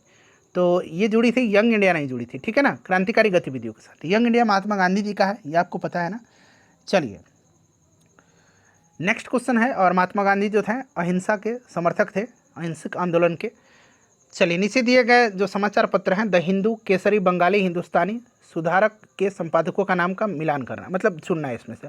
तो द हिंदू तो आपको अच्छे से पता होगा, द हिंदू के संपादक कौन है? तो जी सुब्रमण्यम अय्यर हैं। ठीक है ना, तो यहाँ पर देखिए जी सुब्रमण्यम, ऑप्शन डी चूँकि राइट आंसर होगा, मैं आपको दिखा देता हूँ, ऑप्शन डी यहाँ पर राइट आंसर होगा। ठीक है ना, तो मैं पढ़ के बता देता हूँ। द हिंदू जी सुब्रमण्यम अय्यर, केसरी तो आपको बाल गंगाधर तिलक। ठीक है ना, उसके बाद देखिए बंगाली तो सुरेंद्र नाथ बनर्जी, हिंदुस्तानी तो गंगा प्रसाद वर्मा, और सुधारक गोपाल कृष्ण गोखले। ठीक है, चलिए उसके बाद देखिए हिंदू पैट्रियट के संपादक कौन थे? हिंदू पैट्रियट के संपादक जो थे ये हरिश्चंद्र मुखर्जी थे। ठीक है ना, और ये आपके हरिश्चंद्र मुखर्जी थे, याद रखिएगा, इंपॉर्टेंट है। चलिए हरिश्चंद्र मुखर्जी थे। चलिए उसके बाद देखिएगा कि साम्राज्य के अंतर्गत स्वशासन नामक उद्देश्य को मुस्लिम लीग ने कब स्वीकार किया था? तो 1913 में जो है सेल्फ गवर्नमेंट के उद्देश्य को मुस्लिम लीग ने स्वीकार किया था, अपनाया था 1913 में। ठीक है फ्रेंड्स, नेक्स्ट क्वेश्चन है कि होम चार्जेस या ब्रिटेन में भारतीय सरकार के खर्चे में समाहित थे। बताइए राइट आंसर क्या होगा? तो फ्रेंड्स इसमें से ब्रिटिश भारतीय अधिकारियों की पेंशन भी समाहित थे, भारत में खरीदे गए सैन्य और अन्य भंडार भी थे, और रेलवे के गारंटेड ब्याज भी थे। तो उपरोक्त सभी राइट आंसर होंगे। नेक्स्ट क्वेश्चन है हमारा यहाँ पर देखिए कि 1897 में भारतीय राष्ट्रीय कांग्रेस के अमरावती अधिवेशन को किसने 3 दिवसीय तमाशा कहा था? बताइए। तो ये अमरावती अधिवेशन 1897 में हुआ था और अश्विनी कुमार दत्त ने इसको 3 दिवसीय तमाशा कहा था। जिमरमैन योजना जो है ये संबंधित इस व्यक्ति का नाम पूछा गया जिमरमैन योजना से। तो जिमरमैन योजना से संबंधित लाला हरदयाल, भूपेन दत्त, वीरेंद्र चट्टोपाध्याय ये लोग थे। तो उपरोक्त सभी यहाँ पर राइट आंसर हो जाएगा। ठीक है, इसको आप ध्यान रखिएगा। चलिए नेक्स्ट क्वेश्चन है हमारा कि किसान नेता मोतीलाल तेजावत संबंधित हैं। मोतीलाल तेजावत, तो मोतीलाल तेजावत मेवाड़ क्षेत्र के भील आदिवासी आंदोलन से संबंधित है। ठीक है ना, और इन्होंने वनवासी संघ की स्थापना किया था और 1920 के दशक में इसी आंदोलन का इन्होंने नेतृत्व किया था। तो राइट आंसर हो जाएगा मेवाड़ के भील आदिवासी आंदोलन। चलिए उसके बाद देखिएगा कि साइमन कमीशन को किसकी अध्यक्षता में नियुक्त किया गया था? तो सर जॉन साइमन की अध्यक्षता में। ठीक है ना, 1919 का अधिनियम के क्रियान्वयन की समीक्षा के लिए ब्रिटिश सरकार के द्वारा 1927 में सर जॉन साइमन की अध्यक्षता में साइमन आयोग का गठन किया गया था। चलिए उसके बाद अगला प्रश्न है हमारा कि 1920 के मध्य में हिंदुस्तानी सेवा दल की शुरुआत किसने किया था? हिंदुस्तानी सेवा दल की शुरुआत बताइए। तो इसको शुरू किया था किसने फ्रेंड्स? तो स्वतंत्रता सेनानी और कांग्रेस नेता डॉक्टर NS हर्डिकर ने किया था। ठीक है, और भारतीय राष्ट्रीय कांग्रेस के तहत कार्य करने वाले इस संगठन के सदस्य गांधी टोपी पहनने के लिए जाने जाते थे। तो NS हर्डिकर राइट आंसर होगा। चलिए, बम्बई योजना में प्रस्ताव था, बम्बई योजना में। तो देखिए फ्रेंड्स, बम्बई योजना की बात करते हैं। 1944-1945 में ये बॉम्बे प्लान था। इसमें प्रमुख भारतीय उद्योगपतियों के एक समूह के द्वारा प्रस्तुत किया गया था इसको, और इस योजना के तहत भारत के लिए आयात प्रतिस्थापन और औद्योगिकरण आधिकारिक प्रस्ताव के माध्यम से भारतीय अर्थव्यवस्था को तीव्र आर्थिक विकास की बात इसमें किया गया था। साथ ही साथ इसमें देश के आर्थिक विकास में राज्य द्वारा हस्तक्षेप, योजनाबद्ध विकास के साथ सार्वजनिक उपकरणों की आवश्यकता के रूप में कुछ पूंजीवादी विशेषताओं को परित्याग पर परिलक्षित किया गया था। तो यहाँ पर आप देख सकते हैं 1 से अधिक यहाँ पर राइट आंसर इसके हो जाएंगे, ठीक है ना। चलिए, जमशेदपुर लेबर एसोसिएशन की स्थापना 1920 में किसने किया था? जमशेदपुर लेबर एसोसिएशन की स्थापना 1920 में किया था SN हल्दर ने। याद रखिएगा, इंपॉर्टेंट क्वेश्चन है ये, ठीक है ना। चलिए, उसके बाद देखिएगा किसान क्या करे किसने लिखा है? किसान क्या करें, यह लिखा किसने है? तो फ्रेंड्स, किसान क्या करें ये लिखा है किसने? तो इसको लिखा है स्वामी सहजानंद सरस्वती ने। Option number A right answer हो जाएगा। किसान क्या करें नामक पुस्तक जो है 20वीं सदी में प्रख्यात किसान नेता स्वामी सहजानंद सरस्वती के द्वारा लिखा गया है। भारतीय राष्ट्रीय कांग्रेस के 27वें सम्मेलन की अध्यक्षता किसने किया था? तो RN माधोलकर ने किया था। बांकीपुर पटना में हुआ था। पहला बिहार में ये भारतीय राष्ट्रीय कांग्रेस का अधिवेशन था 1912 में। देखिए, सेम क्वेश्चन है, 1912 में हुआ था ये। और भारतीय राष्ट्रीय कांग्रेस के अधिवेशन के अध्यक्ष कौन थे? तो RN माधोलकर थे। चलिए, उसके बाद देखिएगा मदरलैंड को किसने प्रकाशित किया था? तो मदरलैंड को प्रकाशित किया था मौलाना मजहरुल हक ने। सदाकत आश्रम से ये प्रकाशित होता था, मौलाना मजहरुल हक थे। चलिए, पटना युवक संघ की स्थापना कब हुई थी? तो पटना युवक संघ की स्थापना 1927 में हुआ था, ठीक है ना, जिसमें बिहार में क्रांतिकारी गतिविधियों को आगे बढ़ाने में महत्वपूर्ण भूमिका निभाई थी। चलिए, स्वराज मेरा जन्मसिद्ध अधिकार है और मैं इसे पाकर के रहूँगा, ये कथन किसका है? तो बाल गंगाधर तिलक का है। सेम वही प्रश्न आ गया, किसने कहा था कि स्वराज मेरा जन्मसिद्ध अधिकार है और मैं इसे लेकर के रहूँगा? तो बाल गंगाधर तिलक ने, ठीक है। चलिए, फिर से देखिए प्रश्न कितना बार पूछा गया है। स्वराज मेरा जन्मसिद्ध अधिकार है और मैं इसे लेकर के रहूँगा, यह वक्तव्य किससे संबंधित है?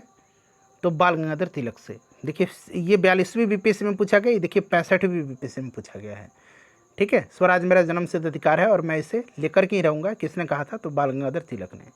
भारतीय क्रांति की जननी किसको कहा जाता है? भारतीय क्रांति की जननी किसको कहा जाता है? तो फ्रेंड्स, ये कहा जाता है मैडम भीकाजी रुस्तम कामा को, ठीक है ना।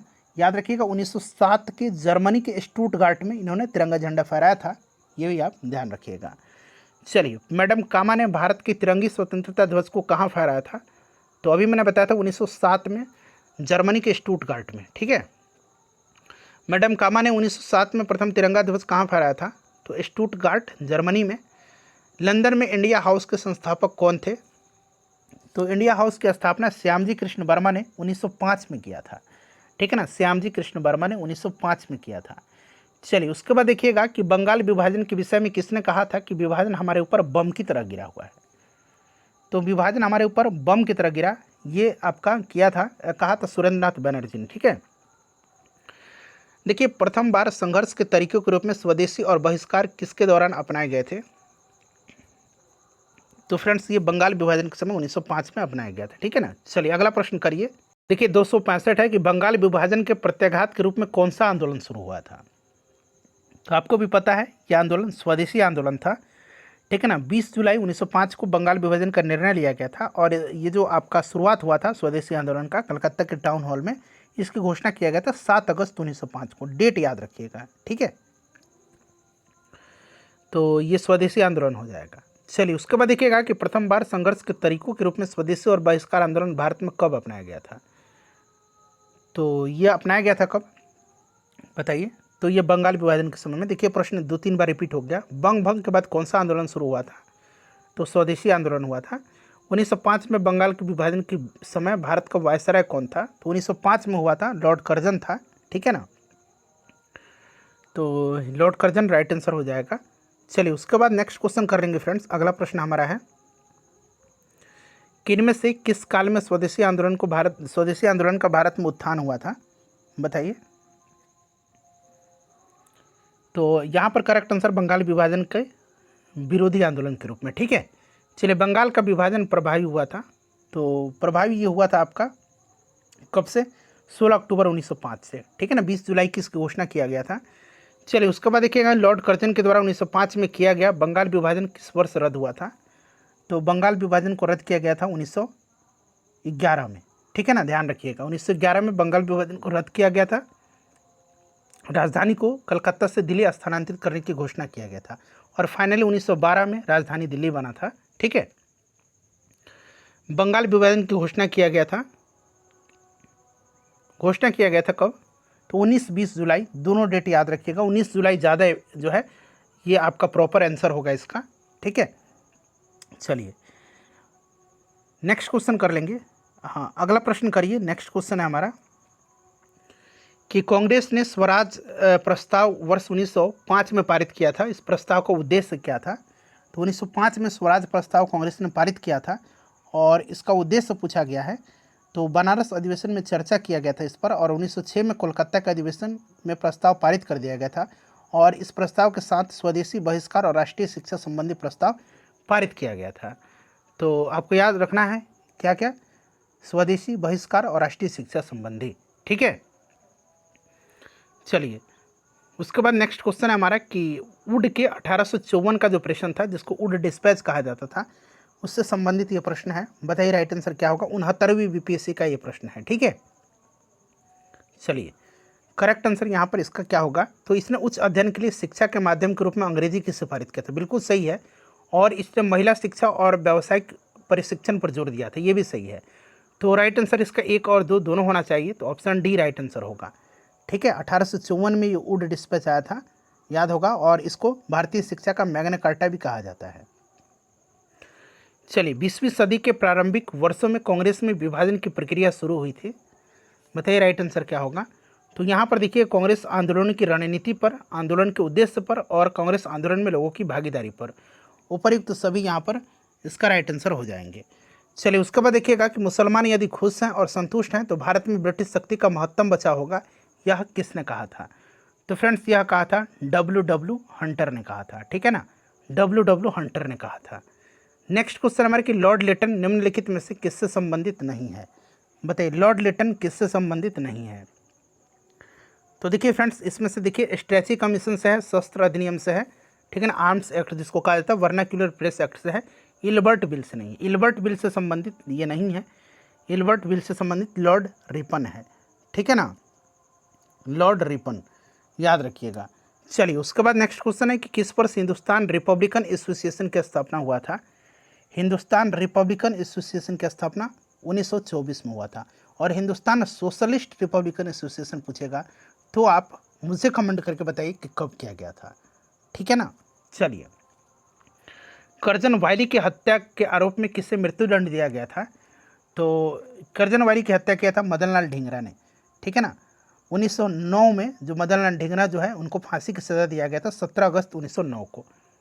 चलिए उसके बाद नेक्स्ट क्वेश्चन है मॉन्टेग्यू चेम्सफोर्ड की रिपोर्ट। तो ये भारत सरकार अधिनियम 1919 का आधार बनी थी, क्लियर।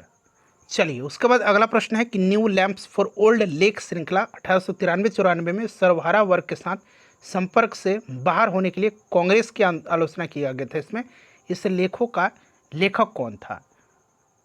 तो फ्रेंड्स राइट आंसर हो जाएगा अरविंद घोष, ठीक है। चलिए उसके बाद देखिएगा कि भारत का प्रथम गवर्नर जनरल कौन था। तो यह आपका कौन था भारत का प्रथम गवर्नर जनरल। तो विलियम बेंटिक था, ठीक है ना, विलियम बेंटिक राइट आंसर होगा, तो ऑप्शन में कोई नहीं होगा। चलिए तेभागा आंदोलन 1946 में बंगाल में आरंभ हुआ था। तेभागा आंदोलन, तो फ्रेंड्स ये किसान सभा के नेतृत्व में, ठीक है ना। तो ध्यान रखिएगा तेभागा आंदोलन बंगाल का प्रसिद्ध किसान आंदोलन था जिसके तहत किसानों ने फ्लाइट कमीशन की सिफारिश के अनुरूप लगान की दर को 1/3 करने हेतु संघर्ष प्रारंभ किया था। किसान सभा के नेतृत्व में लड़ा गया आंदोलन जो जोतदार थे उनके विरुद्ध बटाईकारों का आंदोलन था और यह आंदोलन महत्वपूर्ण कृषक आंदोलन नेता कंपाराम सिंह के और भोम सिंह थे इसके, ठीक है ना, नेतृत्व करता। चलिए फ्रेंड्स 1902 में लॉर्ड कर्जन ने 2 भारतीय सदस्यों को सम्मिलित करते हुए एक विश्वविद्यालय आयोग गठित किया था। वे कौन थे बताइए। तो वे कौन थे इसमें से। तो सैयद हुसैन बिलग्रामी और न्यायमूर्ति गुरुदास बनर्जी थे, ठीक है ना। तो यहाँ पर ध्यान रखिएगा option number D correct answer हो जाएगा। और टॉमस रैली की अध्यक्षता में एक विश्वविद्यालय आयोग का गठन किया था 1900, मैंने अभी बताया था आपको इससे पहले, ठीक है ना। 1904 में विश्वविद्यालय अधिनियम पारित हुआ था। चलिए उसके बाद नेक्स्ट क्वेश्चन करेंगे कि पुणे सार्वजनिक सभा की स्थापना किया था किसने? तो 1870 ईस्वी में महादेव गोविंद रानाडे ने, ठीक है ना, एमजी रानाडे ने। चलिए उसके बाद नेक्स्ट क्वेश्चन है 1885 में डब्ल्यू.सी. बनर्जी द्वारा इंगित भारतीय राष्ट्रीय कांग्रेस के निम्न उद्देश्यों में से कौन सा नहीं था? ठीक है ना। तो ऑप्शन ई तो आपको पता है, 4 ऑप्शन आपको दिख रहे हैं, बताइए। तो यहाँ पर देखिएगा, शिक्षित वर्ग की पूर्ण सहमति से महत्वपूर्ण और आवश्यक सामाजिक विषयों पर विचार प्रकट करना, ठीक है, ऑप्शन सी राइट आंसर होगा इसका। चलिए उसके बाद देखिएगा कि भारतीय राष्ट्रीय कांग्रेस के द्वितीय सम्मेलन में कितने मुस्लिम प्रतिनिधियों ने भाग लिया था? तो पहले में तो मैंने बताया था टोटल 72 प्रतिनिधियों ने भाग लिया था, और कितने मुस्लिम पूछा गया यहाँ पर दूसरे सम्मेलन में, तो 33 होगा इसका आंसर, ठीक है फ्रेंड्स। चलिए, और दूसरा सम्मेलन कलकत्ता में हुआ था, किसने अध्यक्षता किया था? तो दादा भाई नौरोजी ने। 1906 में लंदन में अभिनव भारत सोसाइटी की स्थापना किसने किया था? तो फ्रेंड्स, अभिनव भारत सोसाइटी की विनायक दामोदर सावरकर ने किया था। चलिए, लंदन में अभिनव भारत का संस्थापक कौन था? तो वी.डी. सावरकर थे, ये भी आप ध्यान रखिएगा, ठीक है। 1905 में श्यामजी कृष्ण वर्मा जो है इंडिया हाउस की स्थापना किया था। चलिए उसके बाद नेक्स्ट क्वेश्चन है हमारे फ्रेंड्स कि मुस्लिम लीग ने अपना वार्षिक अधिवेशन नियमित रूप से प्रारंभ किया था। तो मुस्लिम लीग ने जो है अखिल भारतीय मुस्लिम लीग की स्थापना 1906 में ढाका में हुई थी, और 1907 में मुस्लिम लीग का वार्षिक अधिवेशन कराची में और 1908 में अमृतसर में हुआ था। उसके बाद मुस्लिम लीग का अधिवेशन अनियमित रूप से देश के विभिन्न शहरों में आयोजित होते रहते थे, और इसमें से देखिए अगर हम बात करते हैं तो बीपीएससी ने इसका आंसर डी माना हुआ है, ठीक है ना, 1925 से, जो कि सही नहीं है। चंपारण आंदोलन मुख्यतः किसके विरोध में था? तो ये आपके नील के, और नील एक नकदी फसल है। चलिए उसके बाद देखिएगा कि 1934 में कांग्रेस सोशलिस्ट पार्टी की स्थापना किया गया था। तो जयप्रकाश नारायण और आचार्य नरेंद्र देव के द्वारा यहाँ पर दिया गया। फूलन प्रसाद वर्मा भी और जयप्रकाश नारायण का नाम दिया जाता है, इस चीज़ को आप ध्यान रखेंगे, ठीक है। चलिए उसके बाद देखिएगा कि भारत छोड़ो आंदोलन के दौरान बकरी का टापू में अखिल भारतीय आज़ाद दस्ता का गठन किसने किया था? बकरी का टापू, ठीक है ना, ये नेपाल के तराई में है बकरी का टापू, और जयप्रकाश नारायण ने किया था। तो याद रखिएगा जयप्रकाश नारायण, और ये हजारीबाग जेल से भागे हुए थे। दीपावली की रात थी उस दिन। तो पर्व का नाम भी याद रखिएगा। किसने कहा था कि जब तक यह तीसरी शक्ति अथवा इंग्लैंड यहाँ है, हमारे सांप्रदायिक मतभेद हमें परेशान करते रहेंगे। तो ये कथन जो है महात्मा गांधी का है, जो उन्होंने लुई फिशर जो था एक पत्रकार, उसको एक इंटरव्यू में इन्होंने कहा था। तो महात्मा गांधी ऑप्शन में नहीं दिया गया है। चलिए उसके बाद देखिएगा काकोरी ट्रेन डकैती कांड में किन क्रांतिकारियों की फांसी की सजा दी गई थी? काकोरी ट्रेन एक्शन इसका नाम किया गया है, और काकोरी ट्रेन जो है ये घटना है आपका 9 अगस्त 1925 की ये घटना है, ठीक है ना, 9 अगस्त 1925 की ये घटना है, ठीक है फ्रेंड्स, याद रखिएगा। उत्तर रेलवे के लखनऊपुर सहारन संभाग के काकोरी नामक स्थान पर 8 down Saharanpur Lucknow passenger train को डकैती डाल करके सरकारी खजाना लूट लिया गया था। और इसमें बात करते हैं तो राम प्रसाद बिस्मिल, अशफाक उल्ला खान, रोशन लाल और राजेंद्र लाहिड़ी को फांसी की सज़ा हुई थी, जबकि चंद्रशेखर आज़ाद इसमें फरार हो गए थे। तो यहाँ पर देखिए ये राइट आंसर हो जाएगा, अशफाक उल्ला खान और राम प्रसाद बिस्मिल को। चलिए, हिंदुस्तान सोशलिस्ट रिपब्लिकन आर्मी के संस्थापक आ गया HRSA। मैंने बताया था इसकी स्थापना 1928 में हुई थी, मैंने पूछा था आपसे, तो 1928 में हुई थी, और यहाँ right answer option number B हो जाएगा। फिरोज शाह कोटला में दिल्ली में किया गया था। निम्नलिखित में से बताना है कि पंक्तियों को किसने लिखा है? सरफरोशी की तमन्ना अब हमारे दिल में है, देखना है जोर कितना बाजू ए कातिल में है।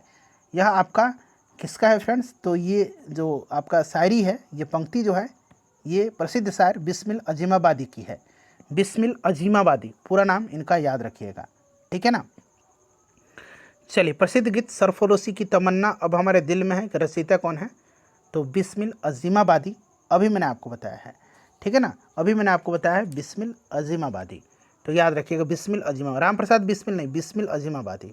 चलिए, इनकलाब जिंदाबाद का नारा किसने दिया है? इनकलाब जिंदाबाद का नारा, तो यह नारा हसरत मोहानी के द्वारा दिया गया, और हसरत मोहानी एक स्वतंत्रता सेनानी और उर्दू भाषा के प्रसिद्ध कवि थे, ठीक है ना। हसरत मोहानी के द्वारा दिया गया है, लेकिन इसको पॉपुलर बनाया था भगत सिंह ने। चलिए, मशहूर नारा इनकलाब जिंदाबाद किसने दिया है? तो हसरत मोहानी ने दिया है। भगत सिंह, राजगुरु तथा सुखदेव को फांसी की सज़ा कब दिया गया था? तो इनको फांसी की सज़ा दिया गया था 23 मार्च 1900, बताइए कब, 1931 को, ठीक है ना, याद रखिएगा 23 मार्च 1931 को।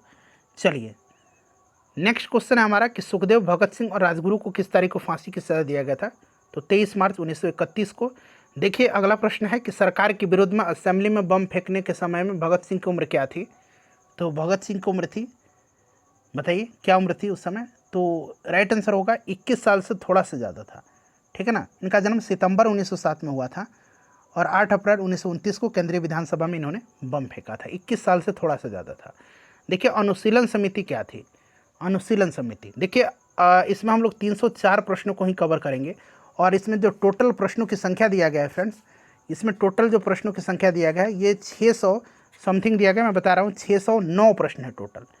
तो बाकी जो और 300 प्रश्न बच रहे हैं, ठीक है ना, 305 प्रश्न, ये नेक्स्ट सेशन में हम कवर करेंगे। यहाँ पर देखिए अनुशीलन समिति जो थी यह एक क्रांतिकारी संगठन थी। ऑप्शन नंबर डी यहाँ पर राइट आंसर हो जाएगा। सेशन को लाइक कर दीजिए और फ्रेंड्स प्लीज़ इसको शेयर कर दीजिए।